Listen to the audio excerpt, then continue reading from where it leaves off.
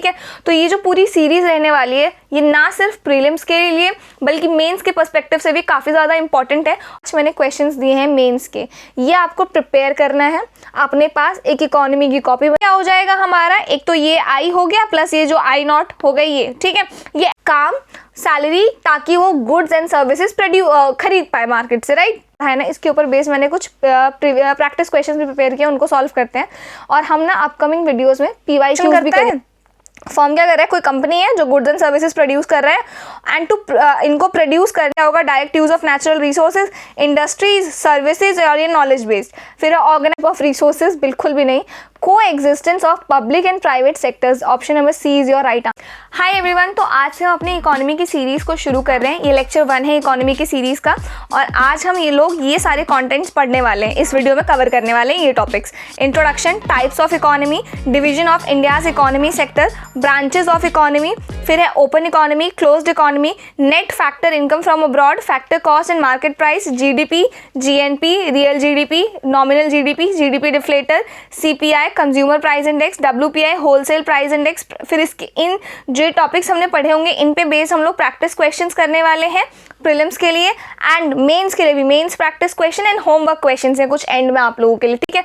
तो ये जो पूरी सीरीज रहने वाली है ये ना सिर्फ प्रीलिम्स के लिए बल्कि मेंस के पर्सपेक्टिव से भी काफ़ी ज़्यादा इंपॉर्टेंट है। और जो टॉपिक्स मैं आपको पढ़ाते जाऊंगी उनके ऊपर बेस जितने भी मेंस के क्वेश्चन प्रैक्टिस क्वेश्चन पॉसिबल हैं बनने के, उनको भी करेंगे हम लोग, ताकि हमारी ये जो पूरा जो है ना ये प्री के लिए भी यूजफुल हो और मेंस के लिए भी यूजफुल हो, ठीक है। और प्री के लिए हम लोग क्या करेंगे, 2013 या 14 से लेके 2024 तक के जितने भी प्रीलिम्स में क्वेश्चंस आए हैं उनको भी सॉल्व करने वाले हैं और उन पे बेस हम लोग प्रैक्टिस क्वेश्चन भी प्रिपेयर करने वाले हैं, ताकि आपका जो भी स्टैटिक पार्ट बनता है इकोनॉमी से वो चाहे मेंस में आ जाए चाहे प्री में आ जाए आप उसको इजीली कर पाओ। ये पूरा मेरा टारगेट है इस सीरीज का। आई होप आपको ये पसंद आए। अब फटाफट शुरू करते हैं लेक्चर नंबर 1। तो बात यह है, पहले हम इन दो टर्म्स का मतलब समझते हैं। पहला है इकोनॉमी और दूसरा है इकोनॉमिक्स, ठीक है। इकोनॉमी क्या कहता है, इकोनॉमी बेसिकली ये डिफाइन करता है कि कैसे एक पर्टिकुलर रीजन अपने रिसोर्सेज को कैसे यूटिलाइज या कैसे जनरेशन ऑफ वेल्थ करता है। इसका मतलब ये है कि कैसे अपने रिसोर्सेज को यूटिलाइज करके वो अपनी वेल्थ को बढ़ाता है। समझ में आ गया, कैसे हम किसी भी चीज़ को प्रोड्यूस, डिस्ट्रीब्यूट और कंज्यूम करते हैं, बस ये है इकोनॉमी। और इकोनॉमिक्स क्या है, इकोनॉमिक्स इकोनॉमी की स्टडी है और इकोनॉमी की स्टडी करने के बाद क्या करता है, डिफरेंट मॉड्यूल्स, रूल्स या एनालिसिस या फिर फॉर्मूलाज लेके आता है, ताकि हम लोग जितने भी हमारे पास रिसोर्सेज है ना उनका बेटर वे में यूटिलाइजेशन कर पाए। मतलब कि अभी समझते हैं इसको दोबारा। इकोनॉमी क्या बताया मैंने आपको, is a system of producing, distributing and consuming goods and services to manage resources and meet social needs, ठीक है। In other words it defines the utilization of resources और generation of wealth of a particular region. किसी भी एक reason का better मतलब utilisation of resources, कैसे वो एक पर्टिकुलर कंट्री या कोई भी एक पर्टिकुलर रीजन अपने रिसोर्सेज को कैसे एलोकेट करती है, कैसे उनको प्रोड्यूस करती है, कैसे कंज्यूमर गुड्स कंज्यूम करते हैं, तो उन चीज़ों को क्या कहा गया है, इकोनॉमी कहा गया है। अब इकोनॉमिक्स क्या है, इकोनॉमी की स्टडी है और इकोनॉमी की स्टडी करने के बाद हम लोग जो भी बेटर क्या कहते हैं पाथ लेके आते हैं, ताकि जितने भी रिसोर्सेज है ना उनको हम बेस्ट पॉसिबल वेज में क्या कर पाएँ, यूटिलाइज कर पाएँ। एक तरीके से कम मात्रा में ज़्यादा से ज़्यादा उपज हम कैसे बढ़ा सकते हैं, वो इकोनॉमिक्स है। समझ में आ गया। अब हमारे पास कितने तरीके की इकोनॉमी है, कोई भी जो कंट्री है ना वो इन्हीं तीनों इकोनॉमी में से किसी एक स्पेसिफिक इकोनॉमी में लाई करती है। पहली है कैपिटलिस्ट इकोनॉमी, दूसरी है सोशलिस्ट इकोनॉमी और तीसरी है मिक्स्ड इकोनॉमी। कैपिटलिस्ट इकोनॉमी क्या है, तो देखो किसी भी कंट्री में ना दो तरीके के प्लेयर्स रहते हैं, एक है प्राइवेट कंपनीज और दूसरा है गवर्नमेंट ओन कंपनीज, ठीक है। एक प्राइवेट प्लेयर्स हो गए और एक हमारे गवर्नमेंट हो गए, ठीक है। तो कोई भी रीजन या फिर आप मान लो कोई भी कंट्री जहां पर प्राइवेट कंपनीज रहती हैं वहां क्या कहते हैं, मतलब प्राइवेट कंपनी डोमिनेट करती है हर चीज में, उसे क्या कहते हैं, कैपिटलिस्ट इकोनॉमी कहते हैं। ये चीज ध्यान रखना, प्राइवेट कंपनी मतलब कैपिटलिस्ट इकोनॉमी। सोशलिस्ट इकोनॉमी इसका जस्ट उल्टा है, जहां पे गवर्नमेंट ओन करती है, गवर्नमेंट डोमिनेट करती है, उसको क्या कहते हैं, सोशलिस्ट इकोनॉमी। और तीसरा क्या है, मिक्स्ड इकोनॉमी, यानी कि जहां पे दोनों private player and government player दोनों ही मेल जोल मिला के रहते हैं, तो वहां की उस कंट्री की इकोनॉमी को क्या कहते हैं, मिक्स्ड इकोनॉमी कहते हैं, ठीक है। तो कैपिटलिस्ट इकोनॉमी क्लियर हो गया, private players, socialist economy clear हो गया, गवर्नमेंट प्लेयर्स, और मिक्स्ड इकोनॉमी दोनों ही इकट्ठा मेलजोल बना के रहते हैं। कैपिटलिस्ट इकोनॉमी में प्राइवेट ओनरशिप रहती है, प्राइवेट कंपनियां रहती हैं, प्राइवेट कंपनियां सारा कामकाज चलाती हैं, और socialist economy public ownership, government चलाती है, और mixed economy both public and private ownership. India कौन सी इकोनॉमी है ये बताना मुझे, ठीक है। अब कैपिटलिस्ट इकोनॉमी प्राइजेस, अब देखो प्राइवेट कंपनी है, प्राइवेट कंपनी का मोटिव क्या है, प्रॉफिट जनरेट करना। अब प्रॉफिट प्राइवेट कंपनी कैसे जनरेट करेगी, डिमांड एंड सप्लाई देख के, जिस चीज़ की डिमांड उनको ज़्यादा आ रही होगी उनका प्राइसेस बढ़ा देगी, राइट, और जिस चीज़ की कम आ रही होगी उनका प्राइसेस कम रहेगा। तो price determined by the market forces of demand and supply, जो भी डिमांड एंड सप्लाई है उसके बेसिस पे प्राइवेट कंपनियां क्या करती है, प्राइस डिटरमाइन करती हैं। अब है सोशलिस्ट इकोनॉमी। सोशलिस्ट इकोनॉमी में क्या होता है, गवर्नमेंट क्या चाहती है, लोगों का भला, पब्लिक वेलफेयर। तो यहाँ पे प्राइसेस लोगों के नीड्स के हिसाब से डिसाइड होता है, सोशल वेलफेयर के नीड से डिसाइड होता है। तो prices are determined by the central planning authority. Central planning authority है जो यहाँ पे प्राइसेस डिटरमाइन करती है। अगर स्पीड आपको ज़्यादा लग रही है तो वो एडजस्ट कर लेना अपने अकॉर्डिंग, ठीक है, क्योंकि मुझे बहुत कमेंट आते हैं कि दी आप बहुत फास्ट बोलती हो, इस वजह से, ठीक है। इसके बाद क्या है, mixed economy. Prices are determined by the central planning authority and demand and supply. यहाँ दोनों ही रहते हैं, तो यानी कि सेंट्रल प्लानिंग अथॉरिटी भी प्राइस डिसाइड करेगी, और दूसरा क्या है, डिमांड एंड सप्लाई जैसी रहेगी, प्राइवेट कंपनियां उस हिसाब से भी प्राइजेस डिटरमाइन करेगी। अब यहाँ पे इनका पूरा मकसद क्या होता है, प्योर प्रॉफिट कमाने का, और यहाँ पे सोशल वेलफेयर। यहाँ पे दोनों, प्राइवेट कंपनियां अपना प्रॉफिट के मोटिव से करती है और गवर्नमेंट अपना सोशल वेलफेयर के लिए करती है। तो आई होप आपको इकोनॉमी समझ में आ गया हो, इकोनॉमिक्स समझ में आ गया हो, types of economy, capitalist economy, socialist economy and mixed economy, ये समझ में आ गया हो। अब एक चीज़ मैं बताती हूँ, इंडिया क्या है, इंडिया मिक्स्ड इकोनॉमी है। India, US, UK mixed economy है, जहाँ पे प्राइवेट प्लेयर्स भी रहते हैं और गवर्नमेंट प्लेयर्स भी रहते हैं। यहाँ प्राइवेट कंपनीज भी एग्जिस्ट करती हैं और गवर्नमेंट कंपनीज भी एग्जिस्ट करती हैं, ठीक है। अब चलते हैं, इनको थोड़ा डिटेल में समझते हैं। Capitalist economy, it is a system in which the laws of supply and demand direct the production of goods and services, जहाँ पे क्या कहते हैं, सप्लाई एंड डिमांड के बेसिस पे गुड्स एंड सर्विसेज को कंट्रोल किया जाता है, ठीक है। इसको क्या also known as free market economy, इसको फ्री मार्केट इकोनॉमी भी कहा जाता है। ये आपका क्या कहते हैं, प्री में पूछा जा सकता है, वन टाइम क्वेश्चन है ये। Focus is on profit making, इनका पूरा पर्पस क्या रहता है, प्रॉफिट बनाने का। उसके बाद है सोशलिस्ट इकोनॉमी। सोशलिस्ट इकोनॉमी क्या है, it is based on government ownership of resources, worker control of the government, income allocated on the need rather than on the resource ownership or contribution to the production। Income मतलब यहाँ पे basically government का main जो मकसद होता है वो लोगों की भलाई करने का होता है, तो उस चीज़ के हिसाब से यहाँ पे सारी चीज़ें क्या होती है, डिसाइड होती है। Government decides what goods are to be produce in accordance with the needs of society. जो सोसाइटी की नीड है उसके अकॉर्डिंग गवर्नमेंट डिसाइड करती है कौन से गुड्स को प्रोड्यूस करना चाहिए। उसके बाद कलेक्टिव ओनरशिप रहती है, यहाँ पे कंट्रोल्ड इकोनॉमी रहती है, यहाँ पे production of goods and services for public welfare, public welfare के लिए यहाँ पे काम होता है। अब mixed economy, it is a system that combines aspect of both capitalism and socialism। capitalism and socialism दोनों ही aspect को combine करता है ये। it protect private property and allows a level of economic freedom in the use of capital but also allow for the government to interfere in the economic activities in order to achieve social aims। private players को भी allowed है business करना और government भी अपना काम करती है, ठीक है। India adopted for the mixed economy after independence। independence के बाद हमने mixed economy opt किया। India would be a socialist society with a strong public sector but also with a private property and democracy। Public and private sector को exist, तो यहाँ पे public और private sector क्या करते हैं, दोनों को एग्जिस्ट करते हैं। तो आई होप आपको ये टाइप्स ऑफ इकोनॉमी ये समझ में आ गया हो, ये इंपॉर्टेंट है और ये वन डे एग्जामिनेशन में नहीं पूछे भी जाते हैं, ये आते हैं ये टर्म्स, अभी हम आगे देखेंगे तब आपको समझ में आएगा, ठीक है। इसके बाद चलते हैं नेक्स्ट टॉपिक पे, जो कि है division of India's economy sector. अब जो इंडिया की जो इकोनॉमी है, इकोनॉमी सेक्टर है, वो कैसे डिवाइड की गई है, तो उनके बारे में हम थोड़ा समझते हैं। तो पहले तो 3 कैटेगरीज में इनको डिवाइड किया गया है। पहला है on the basis of nature of activity, किस तरीके की एक्टिविटी है उसके बेसिस पे।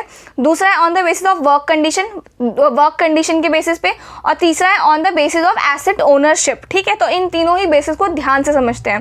पहला है on the basis of nature of activity, तो इसके बेसिस पे 5 तरीकों से इसको डिवाइड किया गया है। पहला है प्राइमरी एक्टिविटीज़, दूसरा है सेकेंडरी एक्टिविटीज़, तीसरा है टर्शरी एक्टिविटीज़, चौथा है क्वार्टरनरी एक्टिविटीज़ और 5वां है क्विनरी एक्टिविटीज़। तो इन 5 एक्टिविटीज़ में बांटा गया है। पहला समझते हैं प्राइमरी एक्टिविटीज़। तो प्राइमरी एक्टिविटीज़ बेसिकली वो होती है जहाँ पे जो हमारे नेचुरल रिसोर्सेज होते हैं ना उनका डायरेक्टली यूज़ होता है, जैसे कि एग्रीकल्चर में होता है, माइनिंग में होता है आपका, तो उन चीज़ों को क्या कहा जाता है, प्राइमरी एक्टिविटी। और जो भी लोग इस जॉब में क्या कहते हैं ये जॉब कर रहे होते हैं उसको उनको रेड कॉलर एम्प्लॉय कहा जाता है, और इस जॉब को रेड कॉलर जॉब कहा जाता है। ये आपसे पूछा जा सकता है, ठीक है। मैं यहाँ जो भी बोल रही हूँ ना सारा एग्जाम पर्सपेक्टिव से इंपॉर्टेंट है, ध्यान से सुनना एक एक लाइन को और समझते भी रहना, ठीक है। क्या है primary activity? Economic activities that involve direct use of natural resources like farming, fishing, forestry, mining, animal husbandry. तो ये सारे ही किसके एग्जाम्पल हो गए आपके प्राइमरी सेक्टर के, ठीक है। This job is known as red collar job. यहाँ पे ना कॉलर की स्पेलिंग गलत है, COLLAR आएगा, ठीक है। तो इस जॉब को क्या कहा जाता है, कौन सी जॉब को? प्राइमरी सेक्टर वाली जॉब, प्राइमरी एक्टिविटीज वाली जॉब, प्राइमरी सेक्टर कह लो आप या प्राइमरी एक्टिविटीज कह लो, सेम थिंग, ठीक है। तो क्या बोला मैंने, this job is also known as red collar job भी कहा जाता है, and the employ is also known as red collar employ. Employ को क्या कहा जाता है, रेड कॉलर एम्प्लॉय, इस जॉब को रेड कॉलर जॉब। तो अगर एग्जाम में आता है कि रेड कॉलर जॉब किसको कहते हैं, तो प्राइमरी सेक्टर या प्राइमरी एक्टिविटीज को रेड कॉलर जॉब कहा जाता है। नेक्स्ट है हमारे पास सेकेंडरी एक्टिविटीज। सेकेंडरी एक्टिविटीज क्या है? Activities that involve converting raw materials into finished goods through manufacturing industrial process. Basically industry में जो आपका काम होता है ना, जहाँ पे एक रॉ मटेरियल से प्रॉपर एक फिनिश्ड गुड बनाया जाता है, उस चीज़ को क्या कहते हैं, सेकेंडरी एक्टिविटीज। मैन्युफैक्चरिंग जैसे कार, क्लोथ, इलेक्ट्रॉनिक्स, तो ये तीनों ही किसके एग्जाम्पल हो गए आपके सेकेंडरी एक्टिविटीज के, ठीक है। Construction of buildings, bridges and roads, जहाँ पे एक प्रॉपर रॉ मटेरियल लेके पूरा सामान खड़ा कर दिया गया है, उसको क्या कहते हैं हम लोग, secondary activities. Production of steel, cement and chemicals, और इस टाइप की जॉब को हम लोग कहते हैं ब्लू कॉलर जॉब, और जो लोग ये काम कर रहे होते हैं उनको ब्लू कॉलर एम्प्लॉय बोलते हैं, ठीक है। इसके बाद हमारे पास टर्शरी एक्टिविटीज। टर्शरी एक्टिविटीज क्या होती है? These activities provide service instead of goods. ये एक्टिविटीज सर्विसेज, ये गुड्स प्रोड्यूस करने से था ये वाला सेकेंडरी वाला, और ये क्या है, सर्विसेज देता है हमें। Example transportation, banking, health care, education. Basically जो भी सर्विस सेक्टर होता है ना, जहाँ काम होता है, बैंकिंग सर्विस हो गई, कॉर्पोरेट सेक्टर हो गया, टीचिंग हो गया, तो वो आपका टर्शरी एक्टिविटीज कहलाती हैं, ठीक है। ये चीज़ ध्यान रखना, और इनको हम लोग व्हाइट कॉलर जॉब कहते हैं और एम्प्लॉयज़ को व्हाइट कॉलर कहते हैं, ठीक है। क्वाटरनरी एक्टिविटीज़, ये एक्टिविटीज़ कौन सी होती है? बेसिकली नॉलेज, ये जो है ना क्वाटरनरी एंड क्विनरी, ये दोनों ना टर्शरी एक्टिविटीज़ के ही वो है, क्या कहते हैं, पार्ट है। तो टर्शरी को अगर मैं फर्दर डिवाइड कर दूंगी ना, तो वो क्वाटरनरी और क्विनरी में डिवाइड हो जाएगा, ठीक है, ये ध्यान रखना। तो क्वाटरनरी एक्टिविटीज़ क्या है? It involves knowledge based services like, हाँ, जो नॉलेज बेस्ड होते हैं ना, या फिर टेक्निकल स्किल्स जहाँ चाहिए होती है, जैसे कोचिंग सेंटर हो गया या फिर IT जॉब्स हो गई, कोडिंग एंड ऑल हो गया, तो वो आपका क्वाटरनरी एक्टिविटीज़ में आता है, ठीक है। These focuses on processing and sharing information.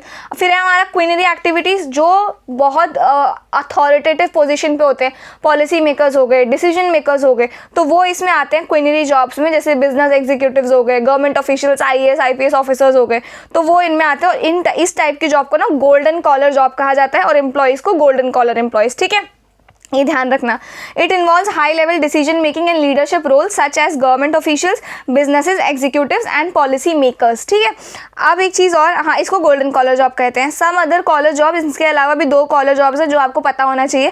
पहला है pink collar job, job which is traditionally considered to be done by women. ऐसे काम जो मतलब लगता है कि ये काम औरतों का ही है, जैसे कि हमारा बेबी सिटर का काम हो गया, केयर टेकर का काम हो गया, तो ये कुछ काम है जो लोगों को काम सुन के माइंड में जो इमेज बनता है ना, जो बंदा काम कर रहा होगा वो कोई फीमेल ही होगी, तो वो उस तरीके की जॉब को पिंक कॉलर जॉब कहते हैं।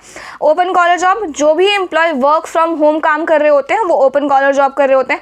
Work from home employers are open collar. I hope आपको ये समझ में आ गया होगा, ठीक है। अब एक चीज़ मैं बताती हूँ, इंडिया की जो इकोनॉमी है ना आफ्टर इंडिपेंडेंस, यूजुअली किसी भी कंट्री की इकोनॉमी पहले प्राइमरी सेक्टर पे है, यानी कि नेचुरल रिसोर्सेज का यूज़ कर रहे हैं, फार्मिंग, फिशिंग एक्सेट्रा। उसके बाद वो लोग सेकेंडरी सेक्टर्स पे गए। सेकेंडरी सेक्टर में क्या हुआ कि इंडस्ट्रीज़ क्रिएट हुई, ठीक है। उसके बाद फिर टर्शरी सेक्टर, फिर लोग आए, उन लोगों ने उन कंपनीज़ को ज्वाइन किया, काम करना शुरू किया, ठीक है। तो इस तरीके से चलता है। बट इंडिया ना प्राइमरी सेक्टर से टर्शरी सेक्टर पर डायरेक्टली गया। इसमें एक्सेप्शन ये हुआ, देखो पहले ना क्या हुआ, जैसे हमें इंडिपेंडेंस मिला ना, उस टाइम पे ना लाइसेंस राज था। तो उस लाइसेंस राज था मतलब लोगों को लाइसेंस लेना पड़ रहा था, बहुत सारी ऐसी चीज़ें थी, प्लस हम लोग पॉवर्टी की कगार पे थे एकदम। तो जिस तरीके से ना हमारी कंट्री में इंडस्ट्रियलाइजेशन नहीं हो पाया उस टाइम, ठीक है। तो इस वजह से क्या हुआ, और साथ ही हमारे पास फॉरेन इन्वेस्टमेंट पे रेस्ट्रिक्शंस थी, जो कि फॉरेन इन्वेस्टमेंट 1991 के बाद अलाउ किया गया इंडिया में, ठीक है। तो ये सारी चीज़ें थी। और साथ ही जब ब्रिटिशर्स थे ना उस टाइम पे ना क्या होता था इंडिया में ना, कोई भी जब सामान है, अगर इंडिया में वो सामान बन रहा है, उस टाइम की बात मैं करी जब बहुत ज़्यादा पॉवर्टी थी, अगर कोई इंडियन कोई सामान बना रहा है, ठीक है, और वो सामान आपको 10 रुपीज़ का मिल रहा है, लेकिन अगर कोई दूसरा कोई फॉरेनर सेम सामान आपको 5 रुपये में दे रहा है, तो आप लोग 5 रुपये वाला सामान बाय करोगे, क्योंकि इतनी ज़्यादा पॉवर्टी थी उस टाइम। तो इसी वजह से जो हमारे इंपोर्ट्स थे वो ज़्यादा सस्ते पड़ते थे, तो इस वजह से भी हमारी इंडस्ट्रियलाइजेशन की ग्रोथ नहीं हो पाई। तो इसी वजह से जो इंडिया का इकोनॉमी सेक्टर है ना, वो डायरेक्ट प्राइमरी सेक्टर से टर्शरी सेक्टर पे गया, सेकेंडरी सेक्टर पे नहीं जंप किया, ठीक है। और उस टाइम पे स्किल्ड लेबर्स भी नहीं थे हमारे पास, साथ में हमारे पास कुछ मेजर्स भी नहीं थे ताकि हम अपनी जो भी इंडस्ट्री स्टैब्लिश करें उसको प्रमोट कर पाएँ। तो ये सारी चीज़ें थी जिसकी वजह से इंडिया का इकोनॉमी सेक्टर प्राइमरी से कहाँ चला गया, टर्शरी पे चला गया। तो क्या क्या रीजंस मैंने आपको बताया, चीप इंपोर्ट्स अवेलेबल थे और स्किल्ड लेबर्स नहीं थे, रेस्ट्रिक्शंस थी फॉरेन इन्वेस्टमेंट्स पे, साथ ही गवर्नमेंट के पास कुछ ऐसे मेजर्स नहीं थे जिससे इंडस्ट्रीज को प्रमोट कर सकें, और लाइसेंस राज था उस टाइम पे। तो ये सारी चीज़ें थी जिसने क्या किया था, इंडिया की इंडस्ट्रियलाइजेशन को हैम्पर किया था। ये आपसे पूछा जा सकता है, ठीक है, तो इसलिए आपको ये पता होना चाहिए। अब हमने ये देख लिया इंडिया का जो इकोनॉमी सेक्टर है वो डिवाइड हुआ था on the basis of nature of activity, ये हम कर चुके हैं, ये पांचों हम समझ चुके हैं। अब है on the basis of work condition, एक है ऑर्गेनाइज सेक्टर और एक है अनऑर्गेनाइज सेक्टर। ये आप लोगों को नाम से ही पता लग रहा होगा। ऑर्गेनाइज सेक्टर का मतलब क्या होता है, ऐसी जॉब्स जहाँ पे मुझे एम्प्लॉयमेंट सिक्योरिटी है, एप्लीकेबल जो भी गवर्नमेंट के रूल्स एंड लॉज हैं वो सारे एप्लीकेबल है, वो कंपनी गवर्नमेंट के अंदर रजिस्टर्ड है, जितनी लीव्स होती है, कैजुअल लीव, सिक लीव, ब्ला ब्ला, वो सारी फैसिलिटीज मुझे दे रहे हैं, ठीक है, टाइम टू टाइम मुझे सैलरी दे रहे हैं। तो वो कंपनी किस में आ गई, हमारी ऑर्गेनाइज सेक्टर में आ गई। अनऑर्गेनाइज सेक्टर क्या है, जहाँ पे कोई सिक्योरिटी नहीं है, जहाँ पे गवर्नमेंट का कोई रूल्स एंड लॉ एप्लीकेबल नहीं है, ठीक है, और कोई ऐसा कोई फिक्स्ड वो नहीं है कि मुझे हर महीने की 1 तारीख को ही सैलरी मिल जाएगी, इस तरीके की, जैसे कंस्ट्रक्शन जॉब हो गई आपकी, कॉन्ट्रैक्टर जॉब हो गई। तो वो सारी चीज़ किस में आ जाएगी, अनऑर्गेनाइज सेक्टर में आ जाएगी, ठीक है। एक बार इसको देख लेते हैं। तो organise sector it includes businesses and jobs with formal contracts, government regulations and employ benefit. तो वो किस में आ गया, ऑर्गेनाइज सेक्टर में आ गया। इसका एग्जांपल आप लिख सकते हो आईटी कंपनीज। इसके बाद अनऑर्गेनाइज सेक्टर में क्या होगा, it includes informal jobs without government regulations और benefits, example street vendors, casual labourers. तो ये किसके एग्जाम्पल हो गए, आपके अनऑर्गेनाइज सेक्टर के एग्जाम्पल हो गए। अब तीसरा भी कुछ था हमारे पास, कहाँ गया, हाँ, on the basis of asset ownership, समझ में आया। तो इस कैटेगरी में ना दो ही का वो है, पहला क्या है पब्लिक सेक्टर और दूसरा क्या है प्राइवेट सेक्टर। पब्लिक सेक्टर कब होगा, पब्लिक सेक्टर कोई भी कंपनी तब कहलाएगी जब उस कंपनी का मेजॉरिटी स्टेक यानी कि एटलीस्ट 51% स्टेक कौन होल्ड करता है, गवर्नमेंट होल्ड करता है, तभी वो कंपनी क्या कहलाएगी, गवर्नमेंट ओन कंपनी कहलाएगी। और प्राइवेट सेक्टर तो हमको पता ही है प्राइवेट सेक्टर, तो ये दोनों सेक्टर्स हैं। कहाँ गया, हाँ, पब्लिक सेक्टर बिजनेसेस और organisation owned and operated by government और government owns maximum share, that is at least 51% government own करती हो। फिर एग्जांपल इसके गवर्नमेंट ऑफिसेज, रेलवेज हो गए, आपके पब्लिक हेल्थ केयर हो गए, तो ये किसके एग्जांपल हो गए, पब्लिक सेक्टर के। फिर है private sector, refers to businesses owned and operated by private individuals और companies like private firms, banks and retail businesses. I hope ये दोनों चीज़ें आपको क्लियर हो। तो हमने क्या क्या देख लिया, अभी दोबारा रिवाइज करते हैं फटाफट से। देखो इतनी बार रिवाइज कर लेंगे कि आप लोग को याद ही हो जाएगा। ये इकोनॉमी हमने देख लिया, utilisation of resources, producing, distributing, consuming. Economics हम पढ़ चुके हैं, इसी की स्टडी करते हैं। फिर टाइप्स ऑफ इकोनॉमी पे आ गए हम लोग, तो capitalist economy, socialist economy and mixed economy. Private player, government player, both exist, ठीक है। इसके बाद कैपिटलिस्ट समझ लिया, सोशलिस्ट समझ लिया, मिक्स्ड समझ लिया। इसके बाद इंडिया की जो इकोनॉमी है उसका डिविजन समझ लिया on the basis of nature of activity, primary, secondary, tertiary, quaternary, quinary, ये हम पढ़ चुके हैं। क्या है यहाँ पे, क्या होगा, direct use of natural resources, industries, services और ये नॉलेज बेस्ड। फिर ऑर्गेनाइज, अनऑर्गेनाइज सेक्टर, फिर public sector and private sector. I hope यहाँ तक आपको क्लियर हो। इसके बाद डिफरेंट ब्रांचेस ऑफ इकोनॉमिक्स। अब इकोनॉमिक्स की ना 2 मेजर ब्रांचेस है, आपको पता होना चाहिए, macro economics and micro economics. इनके बारे में देखते हैं। Broadly economics is divided into macro economics and micro economics, ठीक है। ये आपने पढ़ा भी हो, देखा, अगर आप इकोनॉमी की कभी बुक लिस्ट सर्च भी मारते हो तो 11th क्लास की आपको पता भी होगी, मैक्रो और माइक्रो इकोनॉमी आती है, तो वो उसी चीज़ की बात यहाँ पे हो रखी है। Macro economics it deals with the macro phenomena that affects the country and the world at larger scale. यानी कि देखो मैक्रो और माइक्रो में डिफरेंस क्या होता है मैं आपको बता देती हूँ। मैक्रो वाला जो है ना होल इकोनॉमी की बात करता है, पूरे मतलब इन जनरल जो सभी के लिए एप्लीकेबल है, सभी चीज़ों के लिए, ठीक है। जो अगर मैं बात करूँ फॉर एग्जांपल एम्प्लॉयमेंट की, तो एम्प्लॉयमेंट यानी कि पूरी कंट्री की एम्प्लॉयमेंट, राइट। अगर माइक्रो इकोनॉमिक्स की बात करूँ तो वो एक इंडिविजुअल का पर्सपेक्टिव लेता है, जैसे कि कोई भी एक इंडिविजुअल है उसकी बात करता है, लेकिन जो मैक्रो है ना वो होल की बात करता है, पूरे सिस्टम की बात करता है, ठीक है। तो macro economics it deals with the macro phenomena that affects the country and the world at larger scale. Macro phenomena यानी कि बहुत बड़े लेवल पे, ठीक है। और फॉर एग्जांपल एम्प्लॉयमेंट हो गया, बड़े लेवल पे जिसकी बात होती है, employment, inflation, savings, investment and growth etcetera. अब it also deals with the determination of income and employment and thus it is called theory of income and employment. इसको भी हम आगे भी समझने वाले हैं इस टॉपिक को, ठीक है, अपकमिंग लेक्चर्स में। तो एक अभी के लिए फिलहाल इतना याद रख लो, जो मैक्रो इकोनॉमिक्स है वो बड़े लेवल पे बात करता है, पूरी कंट्री की बात करता है, पूरे कंट्री के लेवल पे, यानी कि एम्प्लॉयमेंट हो गया, इन्फ्लेशन हो गया, ठीक है, बैंकिंग, ये सारी चीज़ें जो है वो मैक्रो के अंदर आ जाती है। माइक्रो इसका उल्टा है, वो इंडिविजुअल लेवल पे बात करता है। It is also known as price theory because the subject of discussion here is the determination of price, commodities and factors of production. Factors of production क्या है मैं आगे बताऊंगी, इसलिए मैंने इसको भी अंडरलाइन कर रखा है, ठीक है। अभी के लिए आप समझ गए ना। जैसे इंडिविजुअल की बात अगर मैं हो गई कि इंडिविजुअल के लेवल पे क्या कहते हैं, प्राइजेस ऑफ गुड्स पे क्या इफेक्ट है, इंडिविजुअल के लेवल पे कंज्यूमर बिहेवियर कैसा होना चाहिए, इंडिविजुअल लेवल पे मार्केट कैसा होना चाहिए, तो ये सारी चीज़ें जो है ना ये माइक्रो के अंदर आ जाती हैं, ठीक है। It is basically concern with the how buyers and sellers interact to determine the transaction of price and quantity. अब फैक्टर्स ऑफ प्रोडक्शन यहाँ पे बात हो रखी है। फैक्टर्स ऑफ प्रोडक्शन क्या है, मतलब फैक्टर्स ऑफ प्रोडक्शन है क्या? तो फैक्टर्स ऑफ प्रोडक्शन यानी कि कोई भी अगर बिजनेस स्टार्ट करना चाह रही हूँ, कोई काम स्टार्ट करना चाह रही हूँ मैं, ठीक है, या कोई भी इकोनॉमिक एक्टिविटी हो रही है। इकोनॉमिक एक्टिविटी का मतलब क्या होता है, जब मैं बोल रही हूँ इकोनॉमिक एक्टिविटी, तो कोई ऐसी एक्टिविटी जहाँ पे जनरेशन ऑफ वेल्थ हो रहा हो। Economic activity is equals to generation of wealth, यानी कि अगर मैं बोलूँगी इकोनॉमिक एक्टिविटी तो वहाँ से मुझे वेल्थ जनरेट हो रहा होगा, नॉन इकोनॉमिक एक्टिविटी तो वहाँ से मुझे कोई वेल्थ जनरेट नहीं हो रहा होगा। तो अगर मैं बात कर रही हूँ कि कोई भी इकोनॉमिक एक्टिविटी हो रही है हमारी इकोनॉमी में, तो वो इकोनॉमिक एक्टिविटी ना इन चार चीज़ों के बिना नहीं हो सकती है, ठीक है। किसी भी इकोनॉमिक एक्टिविटी को शुरू करने के लिए ये चार चीज़ें चाहिए मुझे, और इन्हीं चार चीज़ों को क्या कहा गया है, फैक्टर्स ऑफ प्रोडक्शन, ये ध्यान रखना। तो इसमें पहला क्या है, पहला तो एंटरप्रेन्योर जो स्टार्ट करेगा वो तो चाहिए ही होता है। फिर वो एंटरप्रेन्योर क्या करेगा, टीम हायर करेगा जिनको हम लोग एम्प्लॉयज़ कहते हैं। उसके बाद बिजनेस में कुछ पैसा लगाएगा कोई भी काम स्टार्ट करने से पहले, तो वो कैपिटल हो गया। और वो कैपिटल जहाँ लग रहा है कहीं तो वो टीम मिलके काम करेगी, तो वो लैंड तो चाहिए ना, तो वो लैंड हो गया। तो ये चार चीज़ों के बिना जो है ना कोई भी इकोनॉमिक एक्टिविटी नहीं हो सकती है। तो ये चार चीज़ें मिनिमम रिक्वायर्ड है, इन्हीं को हम लोग क्या कहते हैं, factors of production. I hope ये क्लियर हो अच्छे से, ये एग्जाम में आ सकता है, ठीक है। अब एक चीज़ बताओ मुझे, कोई भी अगर इकोनॉमी है तो उस इकोनॉमी में कौन रह रहा होगा? तो ये है वो लोग जो उस इकोनॉमी का पार्ट होंगे। कौन कौन? इंडिविजुअल्स, हाउस होल्ड, कोई भी private firm, government, banks, financial institution, external agencies for import and export, ठीक है। तो ये पांचों किसी भी इकोनॉमी का पार्ट होंगे, उनको हमने स्टैक होल्डर्स ऑफ इकोनॉमी का, ये मैं क्यों पढ़ा रही हूँ भी हम आगे देखेंगे इनका रेलेवेंस, ठीक है। अभी के लिए हमने फैक्टर्स ऑफ प्रोडक्शन समझ लिया, स्टैक होल्डर्स ऑफ इकोनॉमी समझ लिया। अब फ्लो ऑफ इकोनॉमी। तो फ्लो ऑफ इकोनॉमी का मतलब क्या है, ये हम इसलिए पढ़ रहे हैं ताकि हम लोग किसी भी इकोनॉमी में ना बहुत तरीके के एजेंट्स रहते हैं या एंटिटीज़ कह लो, वो रहते हैं, उनके बारे में, और कैसे हमारी इकोनॉमी में ना एक तरीके से मान लो पैसे कैसे फ्लो करते हैं, इकोनॉमी कैसे चलती है, कैसे वो बैलेंस बना रहता है, उसको हमें समझना है इस डायग्राम के थ्रू, ठीक है।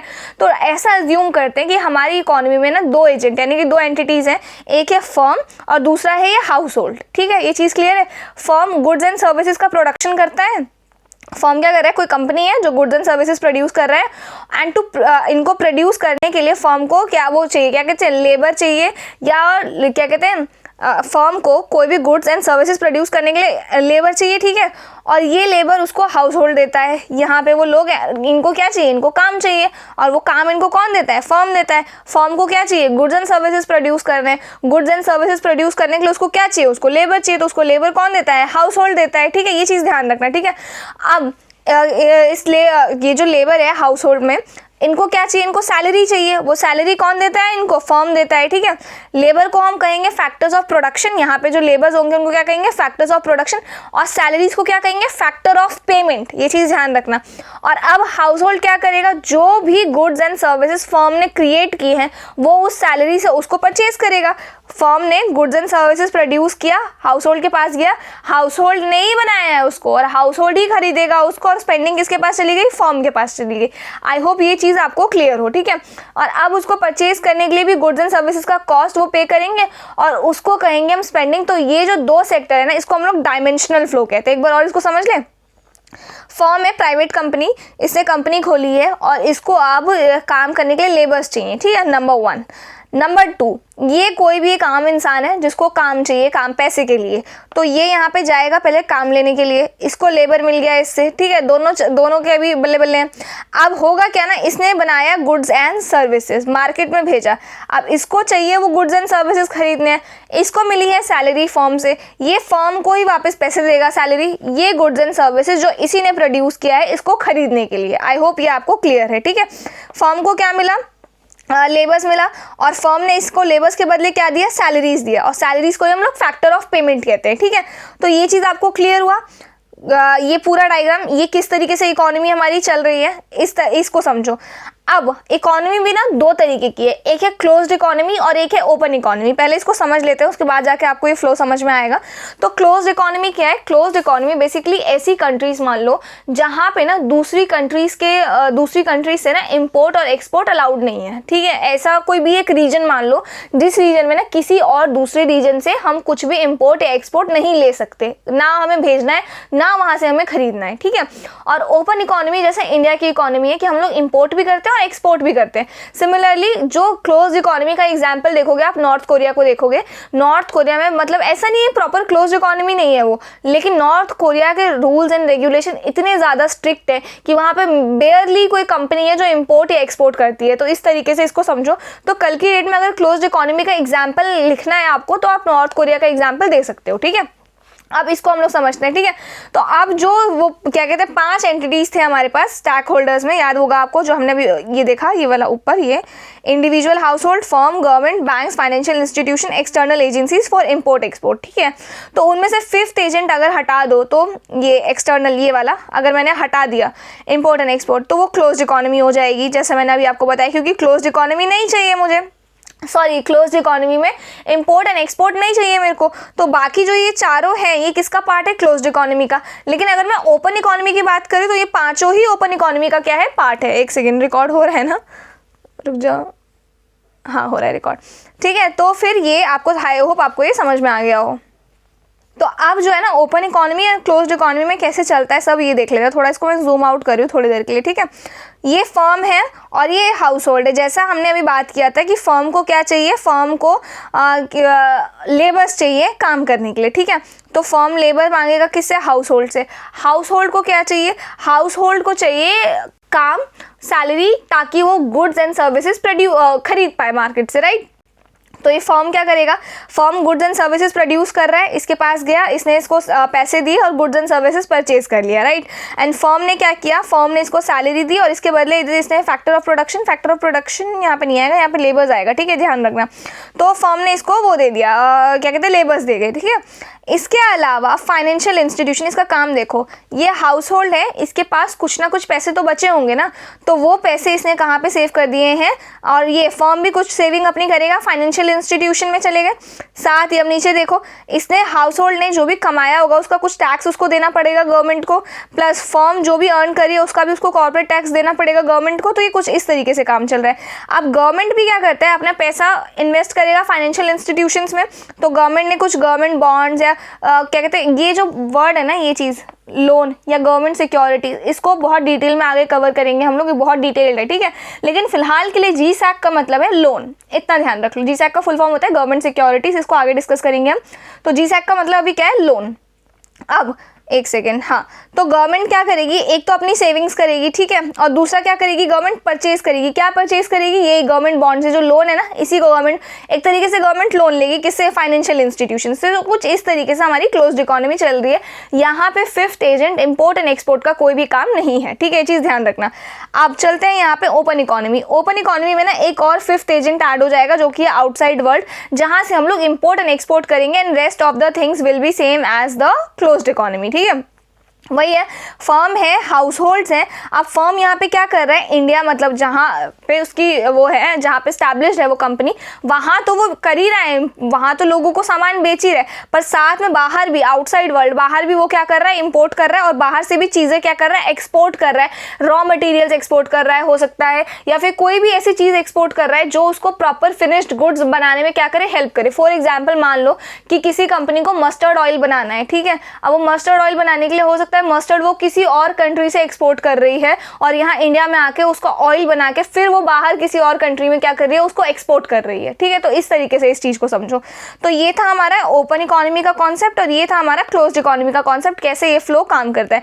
ये डायग्राम आप लोग इंपॉर्टेंट है, अगर कल की डेट में ओपन इकोनॉमी या क्लोज्ड इकोनॉमी से रिलेटेड कोई भी मेंस में क्वेश्चन आ जाता है और ये डायग्राम आप लोग बना के आ जाते हो, ये कुछ नहीं है, डायग्राम बहुत ईजी है, एक बार बनाओगे हो जाएगा, ठीक है। इसके बाद चलते हैं नेक्स्ट टॉपिक पे, जो कि है net factor income from abroad. This is very important topic, और ये जो है ना, ये काफ़ी इंपॉर्टेंट, अब जो आगे आने वाली चीज़ें हैं ना, उनमें हम लोग इसका जिक्र बार बार करते रहेंगे, इसलिए आपको पता होना चाहिए। तो क्या है net factor income from abroad? Basically कुछ भी नहीं है इसका मतलब बहुत सिंपल सा है कि इंडिया जो है ना, कितनी चीज़ें बाहर एक्सपोर्ट करता है और कितनी चीज़ें इम्पोर्ट करता है, ठीक है। तो यानी कि हमें फॉरेन से, बाहर के देशों से कितना प्रॉफिट हो रहा है, इस तरीके से इसको समझो। तो अगर मैं एक्सपोर्ट ज़्यादा करूँगी और इम्पोर्ट कम करूँगी, तब जाके मुझे कुछ प्रॉफिट होगा, और अगर मैं एक्सपोर्ट कम कर रही हूँ और इंपोर्ट ज़्यादा कर रही हूँ चीज़ें, तो मेरा ये जो net factor income from abroad ये नेगेटिव में चला जाएगा। बस इतना अभी के लिए ध्यान रखो, NFI जहाँ जहाँ यूज़ होगा net factor income from abroad, ठीक है। तो क्या है ये? It is the difference between income a country resident earn abroad and income foreigners earn within the country. It reflects the flow of income across the borders, यानी कि income from abroad minus income to abroad, export minus import is equals to आपका NFI, ठीक है। जिसमें अगर export कम होगा तो NFI negative हो जाएगा, एक्सपोर्ट ज़्यादा होगा तो NFI पॉजिटिव हो जाएगा, ठीक है।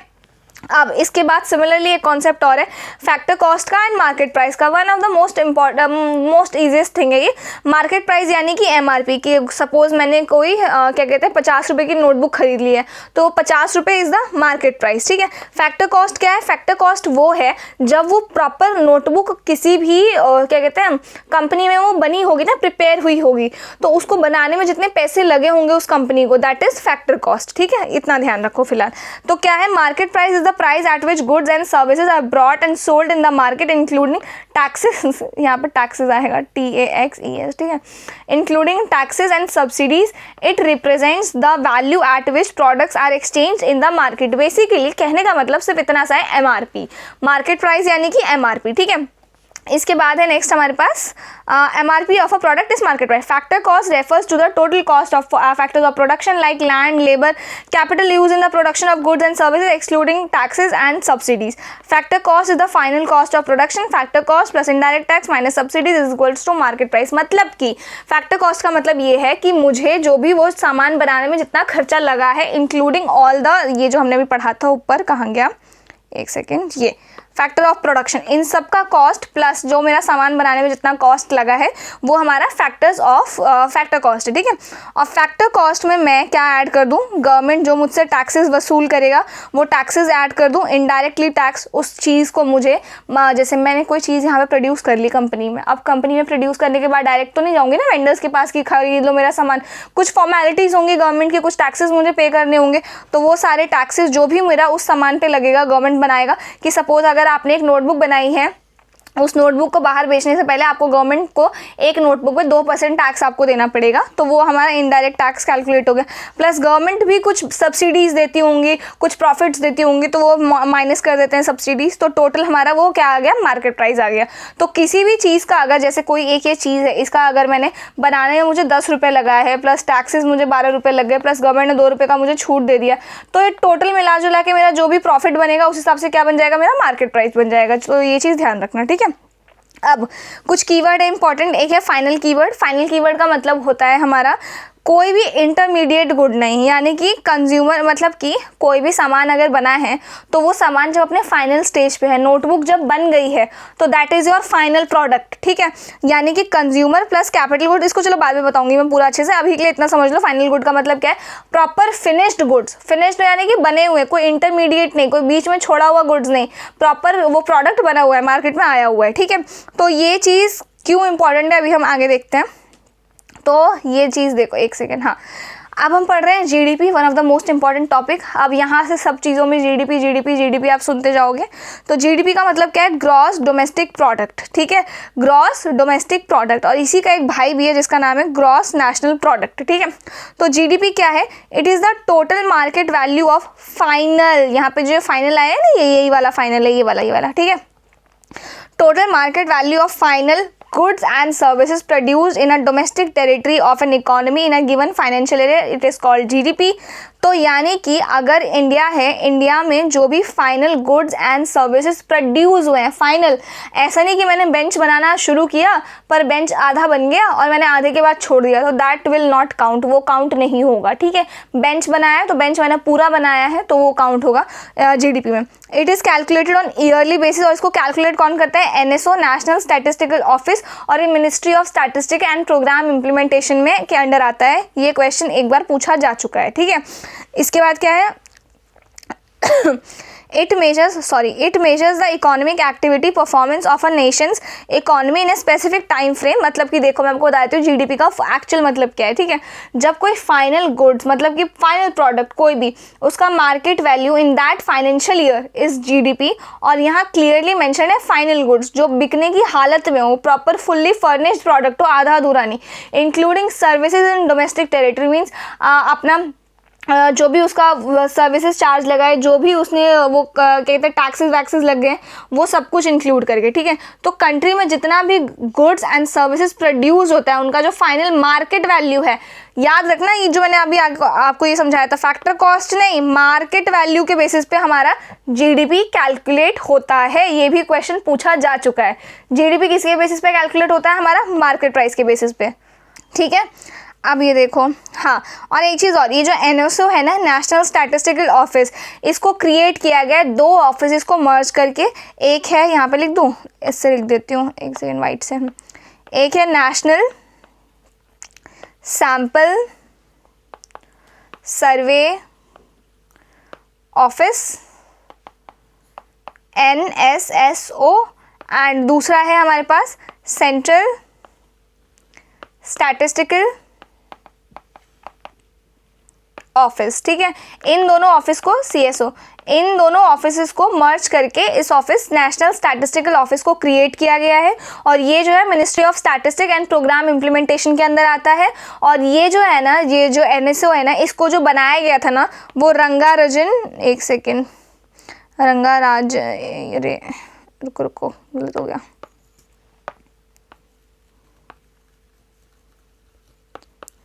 इस कमीशन के बेसिस पे इस बॉडी को कंस्ट्रक्ट किया गया था, ठीक है। ये चीज़ ध्यान रखना। और ये जो है ना, सेंट्रल स्टैटिस्टिकल एजेंसी है गवर्नमेंट की तरफ से काम करती है। स्टैटिस्टिकल सर्विसेज एक्ट के अंदर ये बॉडी काम करती है, और ये की ऑटोनोमस बॉडी है, ये चीज़ ध्यान रखना। अब कहाँ गए हम? हाँ, तो हमने जीडीपी देख लिया। जीडीपी हमने क्या देखा? जितने भी goods and services, final goods and services हमारी डोमेस्टिक टेरिटरी के अंदर, यानी कि इंडिया के अंदर प्रोड्यूस होते हैं ना, उनको हम लोग क्या कहते हैं? वो हमारे जीडीपी कैलकुलेट करने में उनकी वैल्यू काम करती है। और किस वैल्यू को काम करते हैं हम लोग? मार्केट वैल्यू को काम करते हैं, मार्केट वैल्यू को काउंट करते हैं हम लोग, ठीक है। अब डोमेस्टिक टेरिटरी कहने का मतलब क्या हुआ? तो देखो, डोमेस्टिक टेरिटरी कहने का मतलब हुआ हमारा लैंड प्लस सी, लेकिन सी का ना 12 नैनोमीटर, आई थिंक नैनोमीटर नहीं, 12 NM में फुल फॉर्म कमेंट में मेंशन कर दूंगी, मैं फुल फॉर्म भूल गई हूँ उसकी। तो 12 NM जो है ना, ये सी का वो कैलकुलेट होता है। उसके बाद डोमेस्टिक टेरिटरी में हमारे इंडियन एम्बेसीज जो प्रेजेंट है दूसरी कंट्री में, वो भी कैलकुलेट होती है, एयरक्राफ्ट, शिप।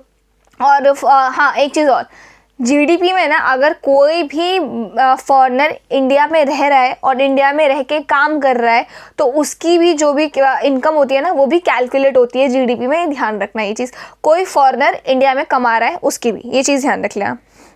अब जीएनपी पे चलते हैं।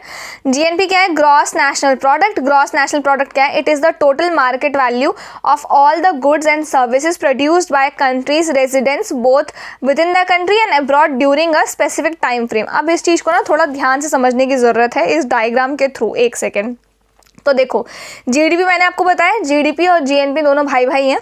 तो जीडीपी में क्या यूज़ हो रहा है इधर देखो, डोमेस्टिक। डोमेस्टिक का मतलब मैंने आपको बता दिया इंडिया, ओनली इन इंडिया।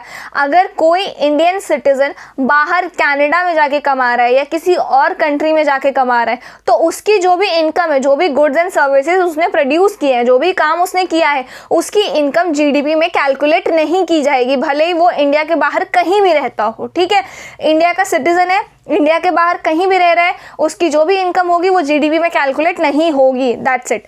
अब जीएनपी इसका जस्ट उल्टा है। जीएनपी क्या कहता है, कोई भी इंडियन इंडिया में रह रहा है, उसने गुड्स एंड सर्विसेज प्रोड्यूस किए हैं, वो कैलकुलेट होंगे। साथ ही कोई भी फॉरेनर इंडिया में रह रहा है, उसने जो भी इनकम जनरेट किया है वो कैलकुलेट नहीं होगा। जीडीपी में क्या होता है, कोई भी फॉरेनर अगर इंडिया में रह रहा है, उसने जितना भी अर्न किया, जो भी गुड्स एंड सर्विसेज प्रोड्यूस किए, वो कैलकुलेट होता है।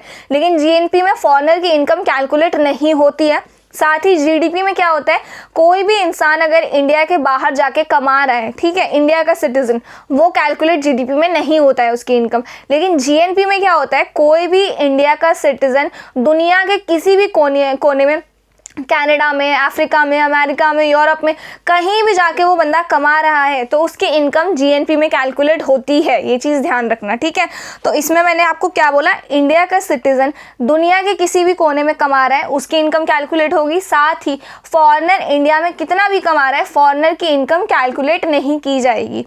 इसमें क्या है, इंडिया का सिटीजन है और इंडिया में ही कमाएगा, तब जाके उसकी इनकम कैलकुलेट होगी। इंडिया के बाहर कहीं कमाएगा, उसकी इनकम कैलकुलेट नहीं होगी। और कोई फॉरेनर अगर इंडिया में कमा रहा है तो वो भी कैलकुलेट किया जाएगा, उसकी इनकम को भी। ठीक है, अब इस चीज़ को ज़रा इस डायग्राम से समझते हैं ध्यान से, आप लोगों को इजीली समझ में आ जाएगा ये मैंने क्या समझाया।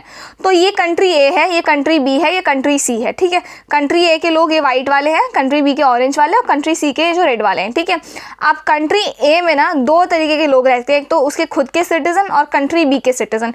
तो अब मुझे कंट्री ए का जीडीपी बताना है, तो मैं जीडीपी कैसे बताऊंगी, इन सबको कैलकुलेट कर दूंगी, ये 10 + 5 + 6 + 2 + 3, ये जितनी भी उनकी इनकम है, तो जीडीपी आ गई निकल के 10 + 5 + 6 + 3 + 2 दैट इज 26। ये चीज़ ध्यान रखना। तो जीडीपी का काम यहीं पे खत्म हो गया। इसके बाद जो ये सिटीजन है इस कंट्री ए का, वो भले ही किसी और कंट्री में क्यों ना रहे, किसी और कंट्री में रह के वो कितने भी पैसे कमाए, वो इस जीडीपी में कैलकुलेट नहीं किया जाएगा। ठीक है, ऑन द अदर हैंड जो ये जीएनपी है, जीएनपी क्या कहता है, ये कंट्री है, कंट्री के सिटीजन है ये 1 2 3, तो इनकी इनकम 10 + 5 + 6 ये कैलकुलेट होगी। साथ ही जो फॉरेनर इंडिया में रह रहा है उसकी इनकम कैलकुलेट नहीं होगी, लेकिन जो इंडियन किसी और कंट्री में रह रहा है उनकी इनकम भी इसमें कैलकुलेट होगी। तो ये 2 यहाँ पे कैलकुलेट होगा, प्लस ये जो 13 है ये भी यहाँ पे कैलकुलेट किया जाएगा। 13 तो 36 बन गया। तो ये मेजर डिफरेंस है। आई होप आपको इस डायग्राम से तो क्लियर हो ही गया होगा जीडीपी एंड जीएनपी में क्या डिफरेंस होता है। तो जीडीपी मैंने आपको बता दिया। अब इस कंट्री के रेजिडेंट 2 + 3 + 2 + 5 100 + 5, तो ये पूरी इसकी क्या हो गई, जीडीपी आ गई 112 निकल के। जीएनपी क्या बताया मैंने आपको कि ये जो ऑरेंज वाले जो हैं 2 + 3 + 12 + 2 + 3, तो ये टोटल मिलाकर कितना हो गया 22, ये इसका जीएनपी है। अब जीडीपी कंट्री सी का क्या होगा 5 + 15 + 13 + 12, तो ये जितना भी आएगा ये इसका क्या आ गया जीडीपी आ गया। साथ ही अब जीएनपी क्या होगा इस कंट्री का, जीएनपी कैसे निकालेंगे, तो जीएनपी निकालेंगे 5 + 15 + 100 + 5, तो जितना भी आ जाएगा आपका 125 इज योर जीएनपी। तो आई होप आपको जीडीपी एंड जीएनपी में डिफरेंस क्लियरली समझ में आ गया हो। ठीक है, अब चलते हैं एक चीज़ के ऊपर। यहाँ पे मैंने आपको कुछ समझाया था, कहाँ गए फाइनल कीवर्ड, कहाँ समझाया था, एक सेकेंड, हाँ ये फाइनल कीवर्ड। तो देखो फाइनल का मतलब मैंने आपको क्या बताया था, कोई भी इंटरमीडिएट गुड नहीं कंसीडर किए जाएंगे, consumer plus capital good. Consumer का मतलब क्या होगा, वो गुड जो कि कंज्यूमर कंज्यूम कर सके। समझ में आ गया, अगर मैं खाली वो ले आऊँ, क्या कहते हैं उसको, वीट ले आऊँ, तो उसको मैं कंज्यूम नहीं कर सकती, पर वीट फ्लावर है उसको मैं कंज्यूम कर सकती हूँ। ठीक है, उससे मैं रोटी बना लूँगी, ब्रेड बना लूँगी, कुछ भी बना सकती हूँ। कैपिटल गुड्स का मतलब क्या हो गया, कैपिटल गुड का मतलब हो गया जो कि क्या करेगा, मैन्युफैक्चरिंग में काम करेगा। यानी कि फॉर एग्जांपल मशीन जो है किसी भी चीज़ को मैन्युफैक्चर के लिए काम करेगी, तो वो हमारा कैपिटल गुड का पार्ट हो गई। तो आई होप आपको इस कीवर्ड का मतलब अब समझ में आ गया हो। ठीक है, अब चलते हैं नेक्स्ट टॉपिक पे।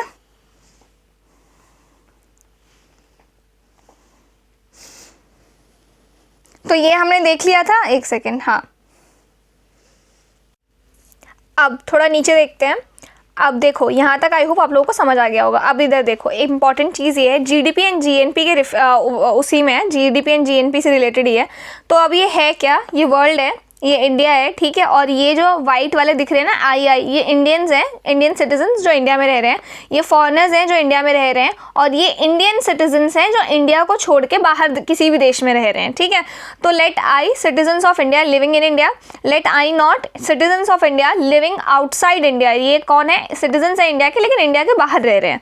और एफ क्या है, फॉरेनर्स जो इंडिया में रह रहे हैं, ठीक है। तो जीडीपी क्या हो जाएगा, जीडीपी मैंने आपको क्या बताया, इंडिया में जो भी कमा रहा है, चाहे वो फॉरेनर हो चाहे वो कोई भी इंडियन हो, वो क्या कहलाएगा, वो हमारा वो जीडीपी में उसकी इनकम कैलकुलेट होगी।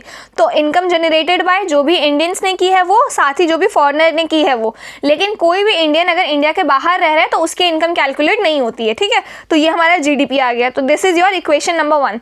एंड जीएनपी क्या होगा, जीएनपी ये होगा कि कोई भी इंडियन है वो चाहे वर्ल्ड में कहीं भी रहता है, जो भी वो वेल्थ जनरेट करता है वो कैलकुलेट होगी। लेकिन कोई भी फॉरेनर अगर इंडिया में रह रहा है तो उसकी वेल्थ कैलकुलेट नहीं की जाएगी, ठीक है। तो जीएनपी क्या हो जाएगा हमारा, एक तो ये आई हो गया प्लस ये जो आई नॉट हो गई ये, ठीक है। ये एफ कैलकुलेट जीएनपी में नहीं होगा, ठीक है।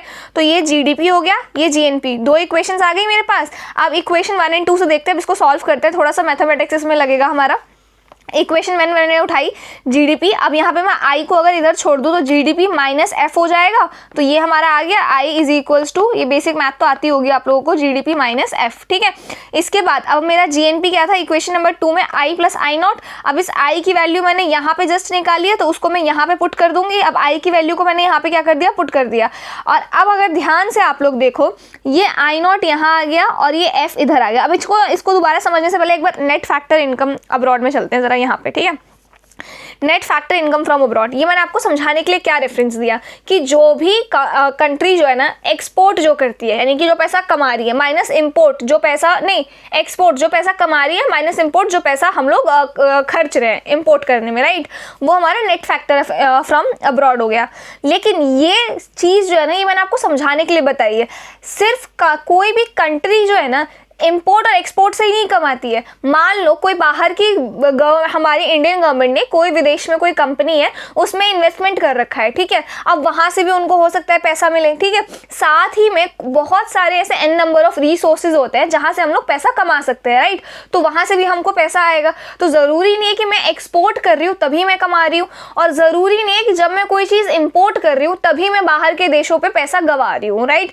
पैसा मेरा खर्च भी हो सकता है बाहर मैंने किसी दूसरी कंट्री के स्टॉक में इन्वेस्ट कर रखा है, वहाँ हमारी इंडियन गवर्नमेंट को बहुत सारा लॉस हो गया है, जस्ट फॉर अ रेफरेंस ऐसा समझते हैं। तो वहाँ लॉस हो गया तो वहाँ भी हमारा पैसा खर्च हुआ, राइट। तो ये एक तरीके से देखो एक्सपोर्ट नहीं है ना ही इंपोर्ट है, बट स्टिल हमारा पैसा आ रहा है जा रहा है। तो ये जो net factor income from abroad है ना, इसमें मेजरली यही कैलकुलेट होता है, जो भी इनकम मैं अब्रॉड से अर्न कर रही हूँ बाय एनी वे, यानी कि चाहे मैं एक्सपोर्ट करूँ, इंपोर्ट करूँ, इन्वेस्टमेंट उठाऊँ, कुछ भी करूँ, लेकिन सिर्फ एक्सपोर्ट और इंपोर्ट कैलकुलेटेड नहीं है, ये बहुत ब्रॉडर वेज में, समझ में आया। Minus income to abroad, I hope ये चीज़ आपको क्लियर होगी कि सिर्फ क्या कहते हैं, मैं ऐसा ज़रूरी नहीं है कि इंपोर्ट और एक्सपोर्ट से ही पैसा कमा रही हूँ या गंवा रही हूँ, मैं हो सकता है कि किसी और तरीके से भी पैसा कमा रही हूँ या किसी और तरीके से भी पैसा गंवा रही हूँ। तो वो सारी चीज़ें net factor income from abroad में आती है। तो कल की डेट में अगर आपके पास क्वेश्चन आता है कि NFI क्या है, तो सिर्फ इंपोर्ट और एक्सपोर्ट ही नहीं है, बल्कि ये लार्जर स्केल पे इंपोर्ट और एक्सपोर्ट के अलावा भी चीज़ें इसमें इंक्लूडेड और एक्सक्लूडेड हैं, ठीक है। तो ये चीज़ ध्यान रखना। अब वापस आते हैं अपने इक्वेशंस पे। तो ये आपको समझ में आ गया, ये आपको समझ में आ गया। अब यहाँ मैंने क्या किया, ये जो माइनस एफ था इसको इधर लिख दिया और इसको इधर लिख दिया, सेम चीज़ ये यहाँ पे आ गया, आई नॉट यहाँ आ गया, माइनस एफ यहाँ आ गया। तो यही तो है हमारा NFI, net factor income from abroad. जो भी पैसा मैं कमा रहा है, जो भी पैसा हम इंडियंस कमा रहे हैं माइनस जो भी पैसा हम इंडियंस खर्च कर रहे हैं, राइट। तो this is your what NFI, net factor income from abroad. यानी कि GNP को मैं GDP प्लस NFI लिख सकती हूँ, यानी कि GNP जो मेरा कैलकुलेट होता है, यहाँ आपका क्वेश्चन बन सकता है प्री का, इसलिए ध्यान देना। GNP जो भी आ रहा है वो GDP plus net factor income from abroad से आ रहा है, तो ये मेरा इक्वेशन सही हो जाएगा, ठीक है।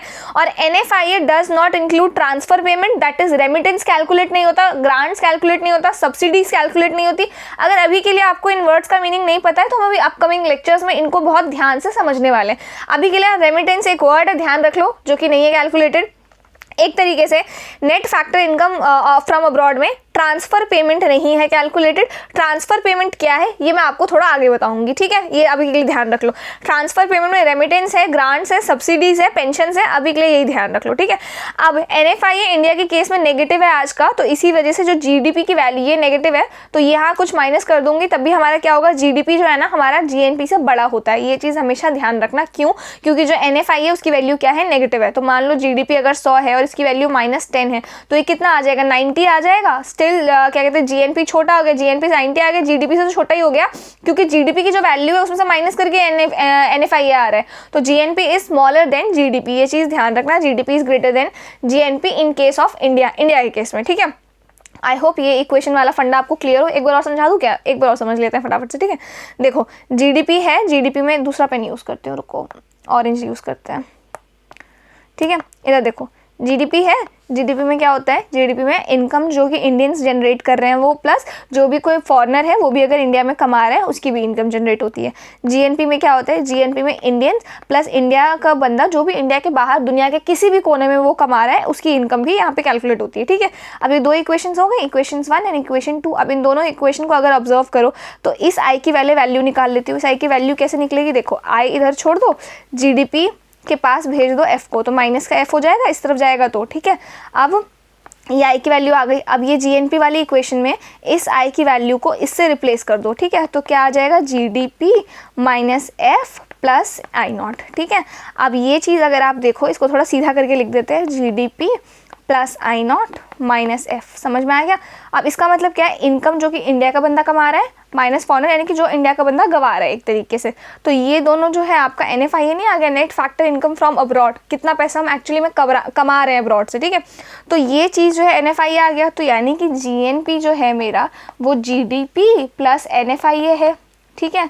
अब NFIA की वैल्यू मैंने आपको क्या बताई, इंडिया के केस में अभी फिलहाल की डेट में ये नेगेटिव चल रहा है।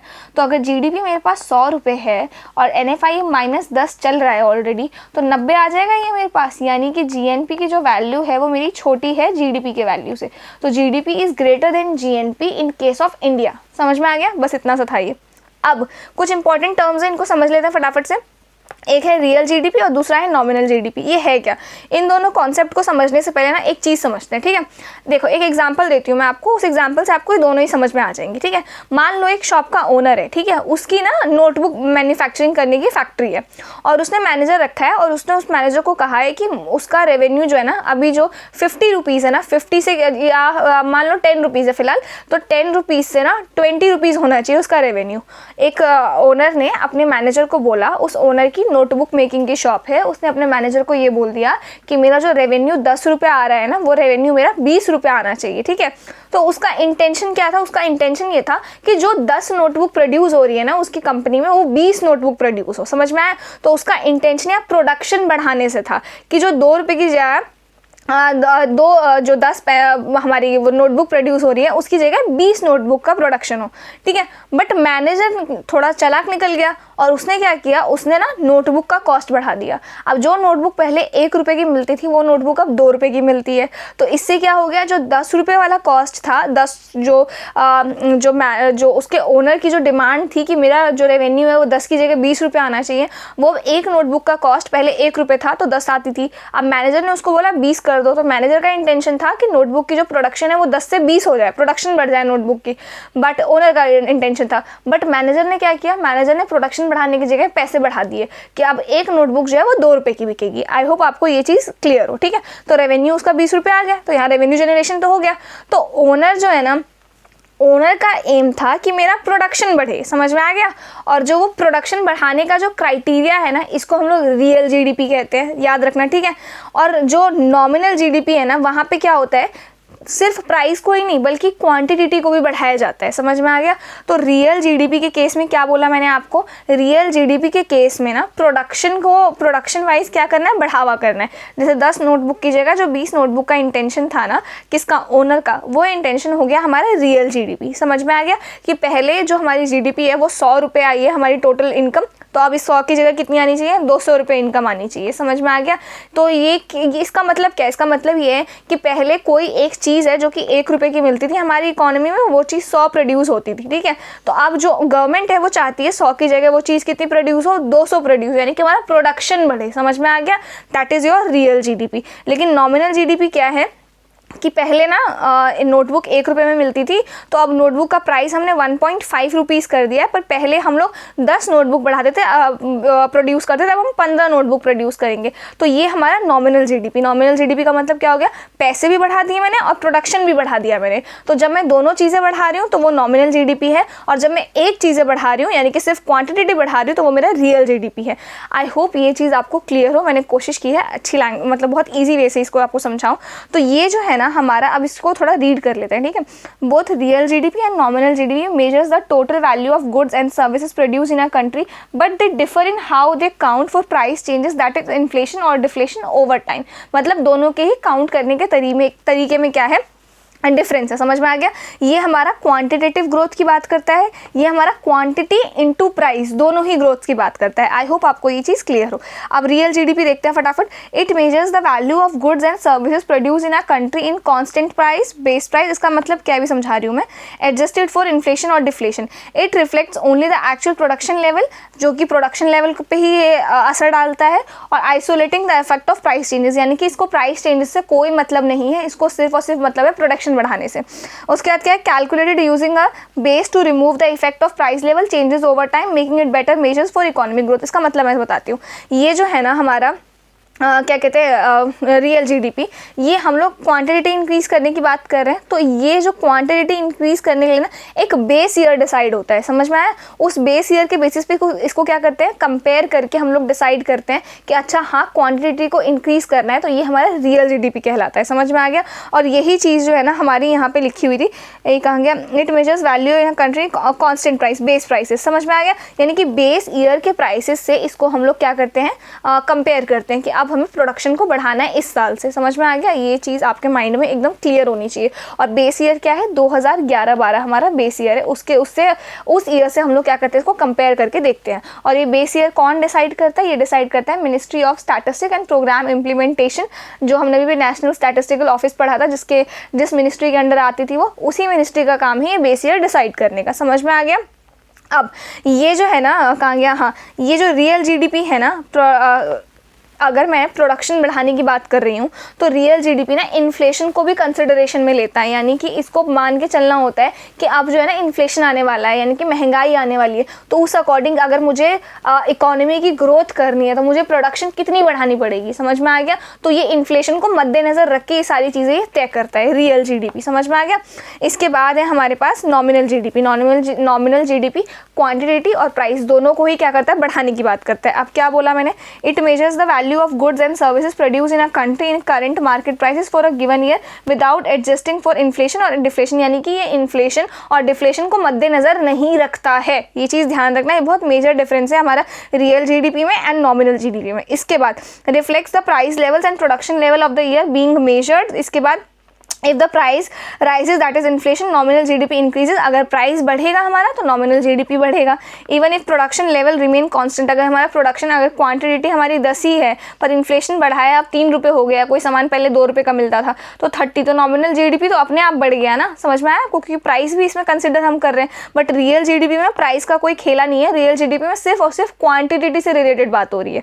इसके बाद आ गया हमारा रिफ्लेक्ट्स द प्राइस लेवल, ये हो गया था। If the price level rises, ये भी हो गया। If the price level if the price that is deflation, price decreases आएगा यहाँ पर, ठीक है। That is deflation, nominal GDP decrease if the production level remains constant. Production level constant भी रह सकता है, लेकिन डिफ्लेशन आ गया तो डिफ्लेशन आ जाएगा। अगर 10 ही चीज़ें प्रोड्यूस करनी है प्लस आप प्राइस भी कंसिडरेशन में लेता है ये, तो प्राइस इसने कंसिडरेशन में लिया। पहले कोई चीज़ 1 रुपये की बनती थी, अब 0.5 रुपीज़ की बनती है, तो इसका पहले से क्या हो जाएगा, डिफ्लेशन, इसका प्राइस भी कम हो जाएगा। ठीक है। तो इसको अगर मैं शॉर्ट में अगर लिख दूँ तो रियल जीडीपी क्वांटिटी देखता है सिर्फ, और एक सेकेंड यार, क्वांटिटी, और नॉमिनल जीडीपी क्या क्या देखता है, क्वांटिटी इनटू प्राइस। समझ में आ गया। तो ये दोनों चीज़ें आप लोग ध्यान रखना। अब इनके बीच में ना कुछ डिफरेंसेस देख लेते हैं। Parameters, price level, real GDP uses base year that is constant prices. इसका एक बेस ईयर फिक्स है और उसी के बेसिस पे जो भी कांस्टेंट प्राइस है वो फिक्स है, वो चेंज नहीं होता है, ठीक है। इसी वजह से इन्फ्लेशन को कंसिडरेशन में हम नहीं लेते, जैसा मैंने आपको यहाँ पे भी समझाया। इसका प्राइस से कोई लेना देना नहीं है, इसका एक बेस ईयर डिसाइड हो गया, उसके अकॉर्डिंग ये अपनी क्वांटिटी बढ़ाने पे फोकस करता है बस, ठीक है। बट इसका प्राइस से लेना देना डेफिनेटली है। अगर इन्फ्लेशन आएगा तो डेफिनेटली प्राइस यहाँ बढ़ जाएगा, डिफ्लेशन आएगा तो प्राइस यहाँ कम हो जाएगा। तो इस वजह से जो नॉमिनल जीडीपी है हमारा, ये इन्फ्लेशन और डिफ्लेशन को कंसिडरेशन में लेता है, ठीक है। Uses base year, uses current year prices, जो भी करंट ईयर में चल रहे हैं, क्योंकि इन्फ्लेशन और डिफ्लेशन को मद्देनजर रखना है ना इसको। यहाँ पे प्राइसेस भी तो कैलकुलेट हो रहा है ना साथ में। तो जो करंट ईयर का प्राइस होगा, जो भी इन्फ्लेशन होगा तो बढ़ गया होगा, डिफ्लेशन होगा तो घट गया होगा, तो वो दोनों ही इसमें कंसिडरेशन में ही लेता है। अब adjustment for inflation, adjusted for inflation और डिफ्लेशन, ये एडजस्ट हो जाता है क्वांटिटी के हिसाब से, नॉट एडजस्टेड, ये एडजस्ट नहीं होता है, ठीक है। इसके बाद only changes in production level, both price level and production changes. क्या होता है ये, प्राइस लेवल और प्रोडक्शन लेवल दोनों ही इसमें क्या होता है, चेंज होता है। इसके बाद अब ये कुछ इंपॉर्टेंट पॉइंट्स हैं। The base year is decided by ministry of statistics and programme implementation, just अभी मैंने आपको ये चीज़ बताई। फिर real GDP compares with the base year से कंपेयर किया जाता है। बेस ईयर 2011-12 है और focus is on quantitative growth, सिर्फ क्वांटिटी बढ़ाने में काम करता है ये।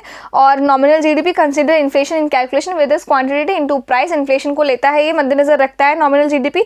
The government always trying to find real GDP as well as nominal GDP. ये क्वेश्चन बन सकता है कि गवर्नमेंट क्या सिर्फ रियल जीडीपी पे ही फोकस करती है या फिर क्या सिर्फ नॉर्मल जीडीपी पे ही फोकस करती है। तो ये आपको पता होना चाहिए, गवर्नमेंट दोनों ही कैलकुलेट करती है, ठीक है।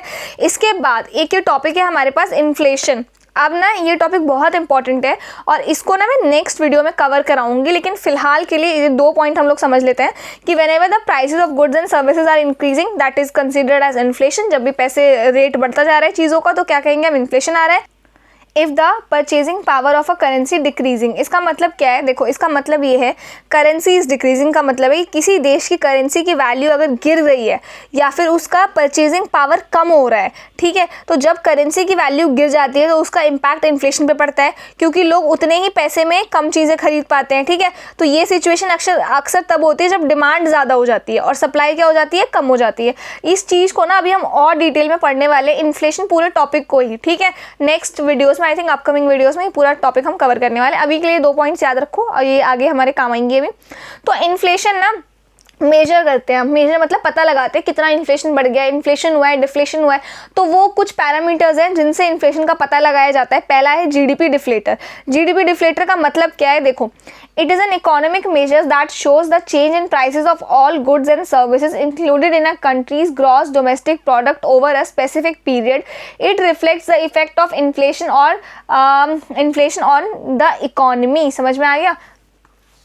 मतलब कि ये एक इकोनॉमिक इंडिकेटर है जो एक कंट्री के टोटल आउटपुट जीडीपी यानी कि के प्राइस चेंजेस को मेजर करता है। ये इन्फ्लेशन को कैलकुलेट करने का एक तरीका है। तो एक तरीके से इसको इन्फ्लेशन कैसे कैलकुलेट करते हैं ये ध्यान रख लो पहले, जीडीपी डिफ्लेटर के जरिए से। तो जीडीपी डिफ्लेटर का फॉर्मूला क्या है, nominal GDP upon real GDP into 100। ये ध्यान रख लेना, ये बहुत इंपॉर्टेंट है। नॉमिनल जीडीपी यानी कि करंट ईयर प्राइसेस और रियल जीडीपी यानी कि बेस ईयर प्राइसेस, ठीक है, बेस ईयर प्राइसेस। तो क्या बोला मैंने आपको, क्या है ये, एक इकोनॉमिक इंडिकेटर है जो कि कंट्री की क्या कहते हैं, जीडीपी के प्राइसेस के क्या कहते हैं, चेंजेस को क्या करता है, मेजर करता है। यानी कि ये हाईलाइट करता है जो भी प्राइस कमोडिटी में जो भी चेंज हुआ है, गुड्स एंड सर्विसेज में जो कि कंट्री में प्रोड्यूस हुआ है, तो उसमें क्या चेंजेस आया उनके प्राइस लेवल में, ये वो मेजर करने का काम करता है। और ये one of the most important indicators है, बस इतना इंपॉर्टेंट है। This highlights about the change in the prices of, कितनी गिरावट हुई है, कितना बढ़ गया है सामान का रेट, बस एक तरीके से वही काम है जीडीपी डिफ्लेटर का बताना। This highlight about the change in price of commodity and services that are produced in our country, and it is very important indicator that signifies how much the prices of goods and services has increased over the period of time compared to base year। अब देखो ये जो चीज़ है ना, इसका कहने का मतलब सिर्फ इतना सा है कि जो भी सामान गुड्स एंड सर्विसेज है उनका प्राइसेस कितना बढ़ा है या कितना घटा है, वो काम है जीडीपी डिफ्लेटर का बताना। ये चीज़ आपको ध्यान रखना है। अगर जीडीपी डिफ्लेटर की वैल्यू इस फॉर्मूले के थ्रू, ये फॉर्मूला आपको पता होना चाहिए, अगर इस फॉर्मूले के थ्रू ग्रेटर देन 1 आती है तो इन्फ्लेशन है, प्राइसेस बढ़ चुके हैं, और अगर स्मॉलर देन 1 आती है तो डिफ्लेशन है, प्राइसेस घट चुके हैं, ठीक है। अब hence GDP deflator is one of the indicators to measure inflation, hence ये इन्फ्लेशन को मेजर करने का एक तरीका है।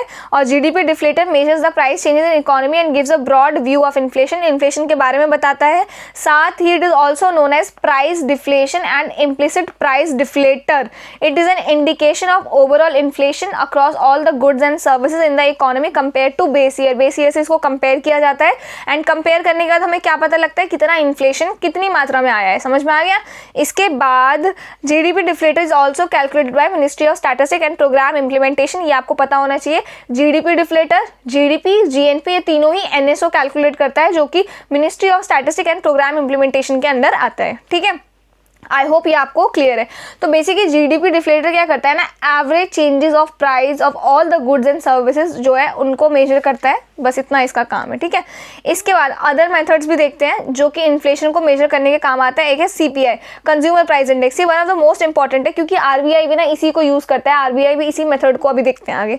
देखो, the consumer price index is a measure use to track changes in average price level of basket of goods and services consumed by household over time, it is an essential indicator of inflation and reflects the cost of living. देखो, inflation को measure करने के लिए भी हमने क्या क्या देखा, अभी हमने जीडीपी डिफ्लेटर देखा, अभी सीपीआई है। ये बेसिकली ये बताता है कि कितना परसेंटेज चेंज हो रहा है the price of goods and commodities में, जो भी गुड्स एंड कमोडिटीज़ के जो भी प्राइस हैं उनके प्राइसेस में कितना चेंज हो रहा है, समझ में आ गया। और ये ना एक रिटेल बायर के पर्सपेक्टिव से बताता है, और ये भी जो है ना वही कैलकुलेट करता है, एनएसओ ही कैलकुलेट करता है, नेशनल स्टैटिस्टिकल ऑफिस, ये चीज़ आपको पता होना चाहिए। और बेसिकली देखो, मैं आपको एक चीज़ बताती हूँ, ये जो है ना हमारी कंट्री में काफ़ी सारे ऐसे गुड्स एंड सर्विसेज हैं जो प्रोड्यूस होते हैं डोमेस्टिकली, बट हो सकता है कि उनका प्रोडक्शन ठीक से ना हुआ हो, या फिर कुछ भी ऐसे रीजंस हैं जिनको हम लोग क्या कहते हैं, जिस वजह से उसको फाइनल जो कंज्यूमर है ना वो कंज्यूम नहीं कर पा रहा है, ठीक है, या नहीं कर पाया है। तो वो चीज़ जो है ना जीडीपी डिफ्लेटर में कैलकुलेट होती है, बट सीपीआई में कैलकुलेट नहीं होती है। सीपीआई में सिर्फ उन्हीं प्राइस लेवल्स को ऐड किया जाता है, ये सिर्फ उन्हीं प्राइस लेवल्स को रिफ्लेक्ट करता है जो कि फाइनल कंज्यूमर खरीदता है। अगर कंज्यूमर मान लो 10 किलो प्रोडक्शन हुआ है किसी भी चीज़ का, पर पूरी इकोनॉमी में सिर्फ 5 किलो ही प्रोडक्शन हुआ है, तो ये इन्हीं का प्राइस लेवल में चेंज बताएगा। इस जो 5 किलो वेस्ट गया ना उसका नहीं, उससे इसको कोई मतलब नहीं है, ठीक है।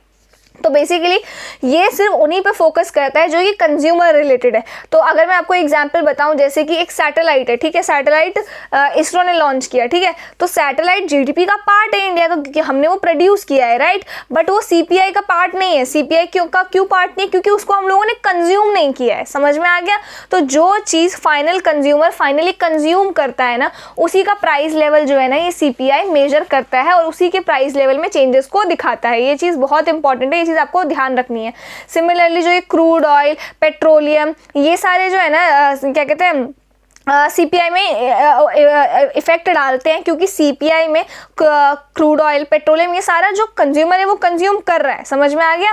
तो इस वजह से ये आपको पता होना चाहिए कि जो भी ये ऑल्दो इंडिया क्रूड ऑयल वगैरह इंपोर्ट करता है अफ्रीका से, राइट, बट जो भी थोड़ी बहुत मात्रा में जो भी हम लोग प्रोड्यूस करते हैं ना उनका प्राइस सीपीआई में इंक्लूड होता है। लेकिन सीपीआई में सैटेलाइट्स और ये सारी चीज़ें, अगर कल के डेट में आपके पास कुछ आ गया ऐसा कि इनमें से बताओ क्या है जो सीपीआई में इंक्लूड होता है, तो आपको ये इस पर्सपेक्टिव से सोचना है कि एज अ कंज्यूमर इनमें से क्या चीज़ें हैं आप लोग कंज्यूम करते हो, समझ में आ गया।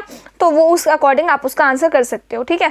सीपीआई क्या करता है, एक तरीके से ना एक बास्केट ऑफ गुड, एक रिटेल बायर की तरह, एक रिटेल बायर जो भी परचेज करेगा ना उस पर्सपेक्टिव से बताता है, समझ में आ गया। अब ये हमारा हो गया। इसके बाद CPI is based on the fixed basket of goods and services including food, clothing, housing, education, health care, transport, reflecting typical consumption patterns of house hold. It is released by NSO, समझ में आ गया। ये भी NSO release करता है, GDP deflator भी NSO release करता है, जीडीपी भी करता है एंड जीएनपी भी करता है। अब ये 4 तरीके के होते हैं CPI. CPI for industrial worker, CPI for agriculture labour, CPI for rural labours, CPI combined rural plus urban, समझ में आ गया। इन चारों में से जो ये वाले 3 है ना, ये वाले 3 कौन रिलीज करता है? Ministry of labour and employment, ये चीज़ आपको पता होनी चाहिए। और जो ये लास्ट वाला है ना कंबाइंड रूरल, ये वाला जो है ना एनएसओ रिलीज करता है। आई होप आपको ये चीज़ क्लियर हो। ये लास्ट वाला एनएसओ रिलीज करता है, बाकी ये तीनों कौन रिलीज करता है, ये मैं यहीं लिख देती हूँ, एक सेकेंड। ये तीनों ही कौन रिलीज करता है? Ministry of labour and employment. ठीक है, आई होप आपको आज का लेक्चर समझ में आ रहा हो। अब ये मैंने आपको बता दिया, बेस ईयर सीपीआई का क्या है, 2012 है। मॉनेटरी पॉलिसी कमेटी, अब जो लोग मेरा हिंदू एनालिसिस का वीडियो फॉलो करते हैं, बाय द वे जिनको नहीं पता तो मैं इस चैनल पे डेली हिंदू एनालिसिस की वीडियोस अपलोड करती हूँ, तो जिनको नहीं पता है ना मॉनेटरी पॉलिसी कमेटी के बारे में, उनको अभी आई थिंक अपकमिंग 2nd या 3rd लेक्चर जो इकोनॉमी का होगा उसमें आपको पता लग जाएगा इस कमेटी के बारे में। और जो हिंदू एनालिसिस देखते हैं उनको ऑलरेडी पता होगा मॉनेटरी पॉलिसी कमेटी के बारे में। तो ये सीपीआई का डेटा यूज़ करते हैं इन्फ्लेशन को कंट्रोल करने के लिए। 2014 the Reserve Bank of India had adopted the CPI as it key measures of inflation, यानी कि 2014 में आरबीआई ने फाइनली इसको एक्सेप्ट कर लिया एज अ ऑफिशियल की मेजर्स ऑफ इन्फ्लेशन। आरबीआई जो इन्फ्लेशन को टारगेट करके मेजर करता है वो कौन सा मेथड यूज़ करता है, सीपीआई, ये आपको पता होना चाहिए। इसके बाद इन दोनों में डिफरेंस देख लेते हैं, क्या मेजर डिफरेंस है सीपीआई में एंड जीडीपी डिफ्लेटर में। एक तो मेजर डिफरेंस मैंने आपको बता ही दिया, जैसे सैटेलाइट है वो भी हमारे इकोनॉमी में प्रोड्यूस हो रहा है, या 10 kg कोई आइटम प्रोड्यूस हो रहा है, ठीक है, लेकिन 5 kg ही कंज्यूम हुआ है, बाकी rest of the 5 kg consume नहीं हुआ है, तो वो काउंट नहीं होता है सीपीआई में, बट जीडीपी डिफ्लेटर में काउंट होता है। साथ ही जीडीपी डिफ्लेटर में हमारा जो भी चीज़ XYZ डोमेस्टिकली प्रोड्यूस हुई है, डोमेस्टिक वर्ड का मीनिंग मैं आपको बता चुकी हूँ ऑलरेडी जब मैंने जीडीपी समझाया है। अब ये चीज़ जो है ना ध्यान रखना आप, जीडीपी डिफ्लेटर में चाहे कोई सैटेलाइट ही प्रोड्यूस हो रहा है इंडिया में वो भी कैलकुलेट होगा, ठीक है, चाहे कोई ऑयल प्रोडक्ट्स हो गए जो कि क्या कहते हैं क्रूड ऑयल या ऐसी कोई भी चीज़ें हैं जो हम इंपोर्ट भी कर रहे हैं, प्रोड्यूस भी कर रहे हैं, वो एक तरीके से जीडीपी डिफ्लेटर में कैलकुलेट हो जाएगा आपका, ठीक है। और जीडीपी डिफ्लेटर जो है ना ये कंपेयर करता है the price of currently produce goods and services to the price of same goods and services produce in the base year, ये चीज़ आपको ध्यान होना चाहिए, ठीक है।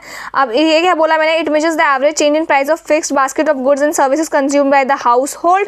It measures the price of change of all goods and services including in a country, सबका जो भी प्रोड्यूस हो गया। इसके बाद focus on consumer and services only, सिर्फ उसी पे फोकस करता है। Covers all goods and services produce domestic including capital goods, जो भी प्रोड्यूस हुआ है सबको ये मेजर करता है।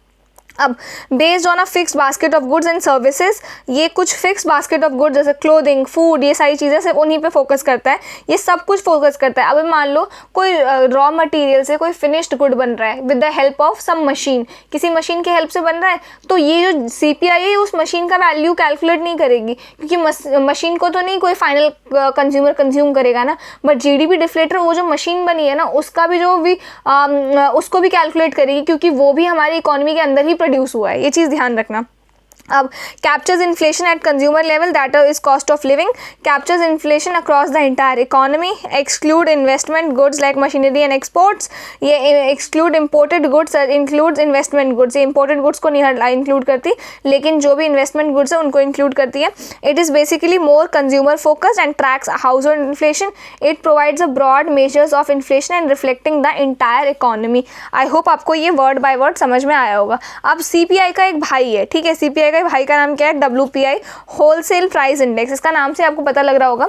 यहाँ पे क्या सीन था सीपीआई के, उसमें सीपीआई में ना गुड्स एंड सर्विसेज दोनों ही इंक्लूडेड है, और WPI में क्या है, WPI में सिर्फ और सिर्फ आपका गुड्स इंक्लूडेड है, नंबर 1। नंबर 2, ये रिटेल बायर के पर्सपेक्टिव से नहीं सोचता है, ये कोई भी एक इंसान कोई चीज़ खरीदता है उसके बेसिस पे नहीं सोचता है, कोई बल्क में होलसेल में जो चीज़ खरीदता है ना ये उसके प्राइस लेवल के बारे में बात करता है। WPI measures the change in average price level of goods at the wholesale level before they reach consumer, it tracks the prices of goods traded in bulk between businesses rather than retail prices paid by the consumer. एक consumer से related ये deal नहीं करता है, ये bulk में जो चीज़ें खरीदी जाती है ना, ओनली गुड्स नॉट सर्विसेज, उसके प्राइस लेवल में जो भी चेंज हुआ है उस चीज़ को टारगेट करता है WPI, ठीक है। It is published by Office of Economic Advisor, Ministry of Commerce and Industry. It is most widely used inflation indicator in India. Base year of all India WPI has been revised from 2004-05 से 2011-12 कर दिया गया 2017 में। तो current base year क्या है इसका, 2011-12, पहले 4-5 था, इसको हटा के इतना कर दिया गया 2017 में, ठीक है। अब इन दोनों के बीच में मेजर डिफरेंसेस देख लेते हैं। WPI wholesale price index measures the changes in prices of goods at the wholesale level. CPI क्या करता है, measures the changes in retail prices of goods and services consumed by the house hold, focuses only on goods excluding services, इसमें services calculate नहीं होती और इसमें दोनों calculate होते हैं, ठीक है। आई होप आपको ये चीज़ समझ आ गई होगी। तो आज के लिए आपका लेक्चर इतना ही था। आई होप आपको ये टॉपिक्स क्लियर हों अच्छे से। आप मुझे अपना फीडबैक ज़रूर देना, बताना मेरे को ये लेक्चर कैसा लगा। एंड वन मोर थिंग, काफ़ी लोग मुझसे नोट्स का पूछते हैं, तो गाइज़ नोट्स आपको टेलीग्राम चैनल पे मिल जाएंगे।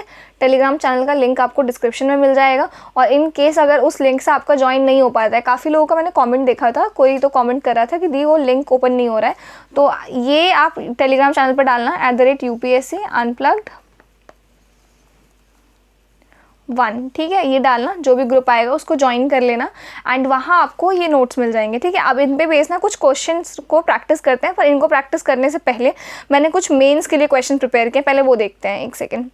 देखो, आज हमने जो भी पढ़ा है ना, हमने काफ़ी बेसिक पढ़ा है, कीवर्ड समझा है क्या है क्या नहीं है, तो उस चीज़ को हमने पढ़ा है। इसके लेवल हार्डली इन चीज़ों से कुछ आएगा, लेकिन अगर आपको GDP GNP ये चीज़ें नहीं पता होंगी तो आप आगे के टॉपिक नहीं पढ़ पाओगे, ठीक है। तो आपको क्या करना है ना, ये जो 5 मैंने क्वेश्चंस दिए हैं मेंस के, ये आपको प्रिपेयर करना है। अपने पास एक इकोनॉमी की कॉपी बनाओ और उसमें ये नोट्स लिखो जो मैंने आज आपको समझाया है। साथ ही हर एक चैप्टर, जैसे आज मान लो चैप्टर 1 था फॉर एग्जाम्पल, पार्ट 1 लेक्चर बनाया आज आपका, तो इसके पीछे उसी लेक्चर के साथ ये 5 क्वेश्चन आपके प्रैक्टिस हो जाने चाहिए। इनके आंसर आपको खुद ही लिखने हैं। अब जब मैं नेक्स्ट वीडियो कराऊंगी ना, तो मैं इन 5 क्वेश्चंस के आंसर्स भी आपको प्रोवाइड करूंगी, इस वजह से ताकि आपको बेसिक आंसर राइटिंग का स्ट्रक्चर पता लगे, किस तरीके से आपको आंसर को अप्रोच करना है। सिमिलरली जो मेरी नेक्स्ट वीडियो होगी उसमें मैं आपको ये जो वर्ड है ना, कहाँ था, एक तो एक सेकेंड, एनालाइज, क्रिटिकली, ये इन वर्ड्स का एक्चुअली मतलब होता क्या है। ये वर्ड्स ऐसे जो लिखे रहते हैं ना, एक्सप्लेन, डिस्कस, जैसे यहाँ पे डिस्कस, क्रिटिकली, एनालाइज, इन वर्ड्स का मतलब क्या, इन वर्ड्स को हर एक डिफरेंट कीवर्ड, ये डिफरेंट कीवर्ड है, ये एक डिफरेंट कीवर्ड है, ये एक डिफरेंट कीवर्ड है, किस तरीके से उस कीवर्ड के अकॉर्डिंग हमें उस क्वेश्चन को अप्रोच करना है, ये मैं आपको नेक्स्ट वीडियो में बताऊंगी। और तब तक आपको इन 5 वीडियोज़ को क्या कर, इन 5 ही क्वेश्चन को खुद से ही क्या कहते हैं, उसको सॉल्व करने हैं, खुद से ही इनके आंसर्स आपको लिखने हैं।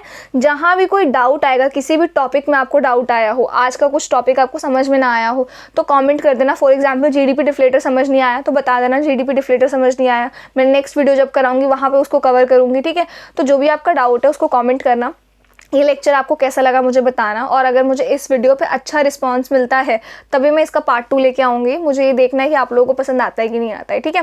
तो प्लीज़ कमेंट ज़रूर करना, लाइक करना, शेयर करना। तो ये 5 क्वेश्चंस हैं। सबसे फर्स्ट है, distinguish between GDP and GNP, इन दोनों के बीच में डिफरेंस बताना है आपको। How do these indicators reflect the economic performance of a country like India, कैसे ये परफॉर्मेंस को अफेक्ट करते हैं, ठीक है। उसके बाद the consumer price index is considered a better measures of inflation for the common man compare to wholesale price index, critically analyse, इस क्वेश्चन का आंसर आपको करना है। फिर है, define the net factor income from abroad, discuss its significance in calculating gross national product for a countries like India, इसके बारे में आपको बताना है। फिर है, what is the difference between an open economy and a closed economy, इसमें आपको वो वाला डायग्राम भी बनाना है, ठीक है। फिर है, evaluate the impact of India's transition to an open economy post 1991, ठीक है। इसके बाद the unorganised sector forms a major part of India's workforce, analyse the challenges faced by workers in this sector and suggest policy measures to address them. ये 5 questions हैं, इनकी answer writing आपको खुद ही करनी है और खुद ही आपके दिमाग, आप रिसर्च स्टार्ट करो, ठीक है। ये टॉपिक डालो गूगल पे, आगे UPSC लिखो, जो भी आपके पास आ रहे हैं, जितने भी ऑप्शन आ रहे हैं उनको रीड करो, एक प्रॉपर कॉपी बनाओ मेन्स आंसर राइटिंग और उनमें लिखना शुरू करोगे, ठीक है। तो ये थे आपके आज के मेंस के प्रैक्टिस क्वेश्चंस। अब इनके इस जो टॉपिक हमने आज पढ़ा है ना, इसके ऊपर बेस मैंने कुछ प्रैक्टिस क्वेश्चंस भी प्रिपेयर किया, उनको सॉल्व करते हैं। और हम ना अपकमिंग वीडियोस में PYQs भी करेंगे सॉल्व, लेकिन आज का लेक्चर काफ़ी बेसिक था, तो इसके ऊपर जो क्वेश्चंस भी है ना, वो तब तक आप सॉल्व नहीं कर पाओगे जब तक आपने थोड़े बहुत और टॉपिक्स नहीं पढ़े होंगे, ठीक है।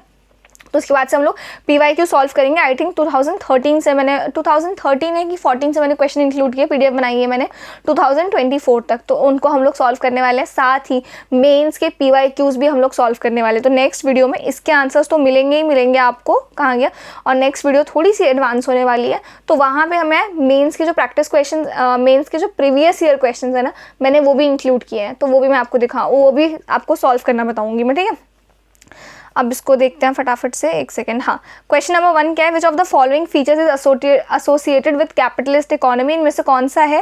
पहला है पब्लिक ओनरशिप ऑफ रिसोर्सेज, दूसरा है सेंट्रलाइज प्लानिंग, तीसरा है market driven allocation of resources, और चौथा क्या है? Welfare state policies. तो कैपिटलिस्ट हमें पता है प्राइवेट प्लेयर्स। प्राइवेट प्लेयर्स यानी कि क्या होता है? जो कि डिमांड एंड सप्लाई से रिलेटेड चीज़ों से डील करते हैं, जो सिर्फ और सिर्फ अपना फोकस करते हैं, यानी कि जो मार्केट चाहेगी उसको वो देना होगा और उसका प्राइस वो क्या करेंगे? बढ़ा के देंगे। तो market driven allocation of resources, जो मार्केट का क्या कहते हैं, मार्केट फोर्स जहाँ जा रहा है उस अकॉर्डिंग। तो ये आपका सी ऑप्शन सही हो जाएगा। ठीक है, अगर आपको इससे नहीं पता लगा अभी फिलहाल, तो यहाँ देखो public ownership of resources, public ownership है क्या कैपिटलिस्ट इकोनॉमी में? बिल्कुल नहीं। सेंट्रलाइज प्लानिंग, सेंट्रलाइज प्लानिंग है क्या? सिर्फ एक ही मतलब वो अथॉरिटी है जो पूरा प्लान करके चल रही है? नहीं, ऐसा नहीं है। हो सकता है 4-5 प्राइवेट प्लेयर्स हो जो डोमिनेट करते हो, राइट। उसके बाद वेलफेयर स्टेट पॉलिसीज, वेलफेयर तो ऐसा कुछ है ही नहीं। कैपिटलिस्ट और वेलफेयर दूर दूर तक कोई लेना देना नहीं है इसका। तो option number C is the right answer. फिर है which country is an example of socialist economy. तो इसमें से China is the example of socialist economy, आपको पता होना चाहिए। बाकी इंडिया, जापान, यूएस तीनों की ही मिक्स्ड इकोनॉमी है। ठीक है, फिर which of the following characteristics of mixed economy. Mixed economy की क्या कैरेक्टरिस्टिक्स है? Complete absence of government intervention, completely absent है। उसका exclusive private ownership of resources, बिल्कुल भी नहीं। Coexistence of public and private sectors, option number C is your right answer. ठीक है, फिर है the primary sector of the economy includes which of the following activities. Primary sector में कौन सी activities आती है? प्राइमरी सेक्टर होता है क्या? मैंने आपको बताया था जहाँ पे हम नेचुरल रिसोर्सेज का डायरेक्टली यूज कर रहे हैं, राइट। तो एग्रीकल्चर में हो रहा है, फिशिंग में हो रहा है, माइनिंग में हो रहा है। सो ऑप्शन तीनों का ये रहा है, option D is the right answer. ठीक है, उसके बाद है हमारे पास 5th question, which of the following is not a characteristics of the unorganised sector in India. Unorganised sector का इनमें से कौन सा है जो कैरेक्टरिस्टिक नहीं है? Number 1 no fixed working hours, उसके बाद lack of the job security, उसके बाद है हमारे पास adherence to labour laws and low wages. तो पहली बात तो ये नॉट अ कैरेक्टरिस्टिक्स, नॉट पूछ रहा है। ये भी है फिक्स्ड वर्किंग आवर्स नहीं होते। कोई भी ऐसे कंस्ट्रक्शन की जॉब का एग्जांपल लेके चलो आप लोग, तो ऐसा कुछ फिक्स्ड वर्किंग आवर्स नहीं है उनके, जॉब सिक्योरिटी नहीं है उनके पास। तो ये दोनों तो है अनऑर्गेनाइज सेक्टर का एग्जाम्पल। तो अनऑर्गेनाइज सेक्टर के फीचर, इसके बाद लो वेजेस, तनख्वाह भी कम मिलती है उनको। एडहेरेंस टू लेबर लॉ, क्या लेबर लॉ का पालन होता है वहाँ पे? तो option number C is the right answer, नहीं होता है पालन। ठीक है, फिर what is the primary focus of the tertiary sector. Tertiary sector क्या होता है? देखो प्राइमरी मैंने आपको क्या बताया था? प्राइमरी मैंने आपको बताया नेचुरल रिसोर्सेज का जहाँ पे इस्तेमाल होता है। ठीक है, तो प्राइमरी हमको पता है। सेकेंडरी क्या बताया मैंने आपको? इंडस्ट्री बनी है, इसके बाद इंडस्ट्री कंपनीज बनी है, और टर्शरी कंपनी में लोग काम करने गए हैं, राइट, यानी कि सर्विस सेक्टर। तो प्राइमरी फोकस क्या है? इंडस्ट्रीज प्रोडक्शन नहीं, प्रोवाइडिंग सर्विसेज। उसके बाद है हमारे पास रॉ मटेरियल एक्सट्रैक्शन नहीं, एग्रीकल्चर एक्टिविटीज नहीं। तो providing services is your right answer. तो option number B is the right answer. फिर है which of the following best defines an open economy. Open economy को कौन बेस्ट डिफाइन करता है? An economy with no trade barriers and free capital movement. An economy is isolated from the global market, isolate अलग ही एकदम नहीं, बिल्कुल गलत। An economy that focuses only on exports नहीं। An economy restricted barter trade नहीं। Option number A is your right answer. ठीक है, फिर है India's economy is classified as an open economy. B क्यों है? क्यों कर रखा है इंडिया की इकोनॉमी को open economy classify? It has no import tariffs नहीं, it allows free movement to labour across borders नहीं, it engages in international trade and capital flow. ये एकदम ठीक है, option number C is the right answer. फिर है which of the following is included in the calculation of gross national product. GNP में क्या calculate किया जाता है इनमें से? Production by foreign nationals in India, income earned by Indian residents abroad, income of Indian national working in foreign embassies in India. ये calculate किया जाता है आपका बी वाला, sorry, income earned by Indian residents abroad. जैसा मैंने आपको बताया था कि जो भी इंडिया के बाहर काम कर रहा है इंडियन, उसकी इनकम को कैलकुलेट किया जाएगा। ठीक है, इसके बाद है net factor income from abroad, NFIA। इनमें से क्या है? NFIA मैंने आपको क्या बताया था? जो भी इनकम हम लोग बाहर से कमा रहे हैं माइनस जो भी हम लोग गवा रहे हैं, राइट। तो difference between India's import and export, देखो अभी आपको लगेगा यही आंसर है इम्पोर्ट एंड एक्सपोर्ट, पर आगे का ऑप्शन रीड करो। The difference between income earned from abroad and income paid abroad. Income जितना हमने अब्रॉड से कमाया और जितना हमने गवाया, राइट। तो ऑप्शन बी आपका सही आंसर है। सिर्फ इम्पोर्ट एक्सपोर्ट से ही नहीं, बल्कि इम्पोर्ट एक्सपोर्ट के अलावा भी n नंबर ऑफ चीज़ें हैं जिनसे हम लोग कमाते हैं और जहाँ पैसा हम लोग लगाते हैं, राइट। तो option number B is your right answer. इसके बाद 11 क्वेश्चन से हमें अभी नहीं करना है, वो इसलिए नहीं करना है, इनमें ना कुछ क्वेश्चन ना नेक्स्ट वो वाले मिक्स हो गए हैं, इसीलिए गलती से वाला पेज ऐड हो गया है। ठीक है, तो अब है आपके कुछ होमवर्क क्वेश्चंस, इनका आंसर आपको मुझे कमेंट सेक्शन में देना है एंड इस वीडियो पे मुझे अच्छा रिस्पांस देना। अच्छा रिस्पांस आएगा मैं तभी पार्ट 2 लेके आऊँगी इसका, ठीक है। तो क्या है, the term real GDP refers to, इनमें से आपको मुझे आंसर बताना है। फिर है what does a GDP deflator of 120 indicate, ये मुझे बताना क्या इंडिकेट करेगा, ठीक है। उसके बाद है which of the following is true about the wholesale price index, इनमें से कौन सा सही होगा। फिर है which of the following is not included in India's GDP, India की जीडीपी में इनमें से क्या इंक्लूड नहीं किया गया है। Which of the following countries can be considered as an example of closed economy, कौन है क्लोज्ड इकोनॉमी का एग्जाम्पल, मुझे बताना है आप लोग, ठीक है। तो आई होप आपको ये लेक्चर आज का पसंद आया होगा and I will see you in the next video.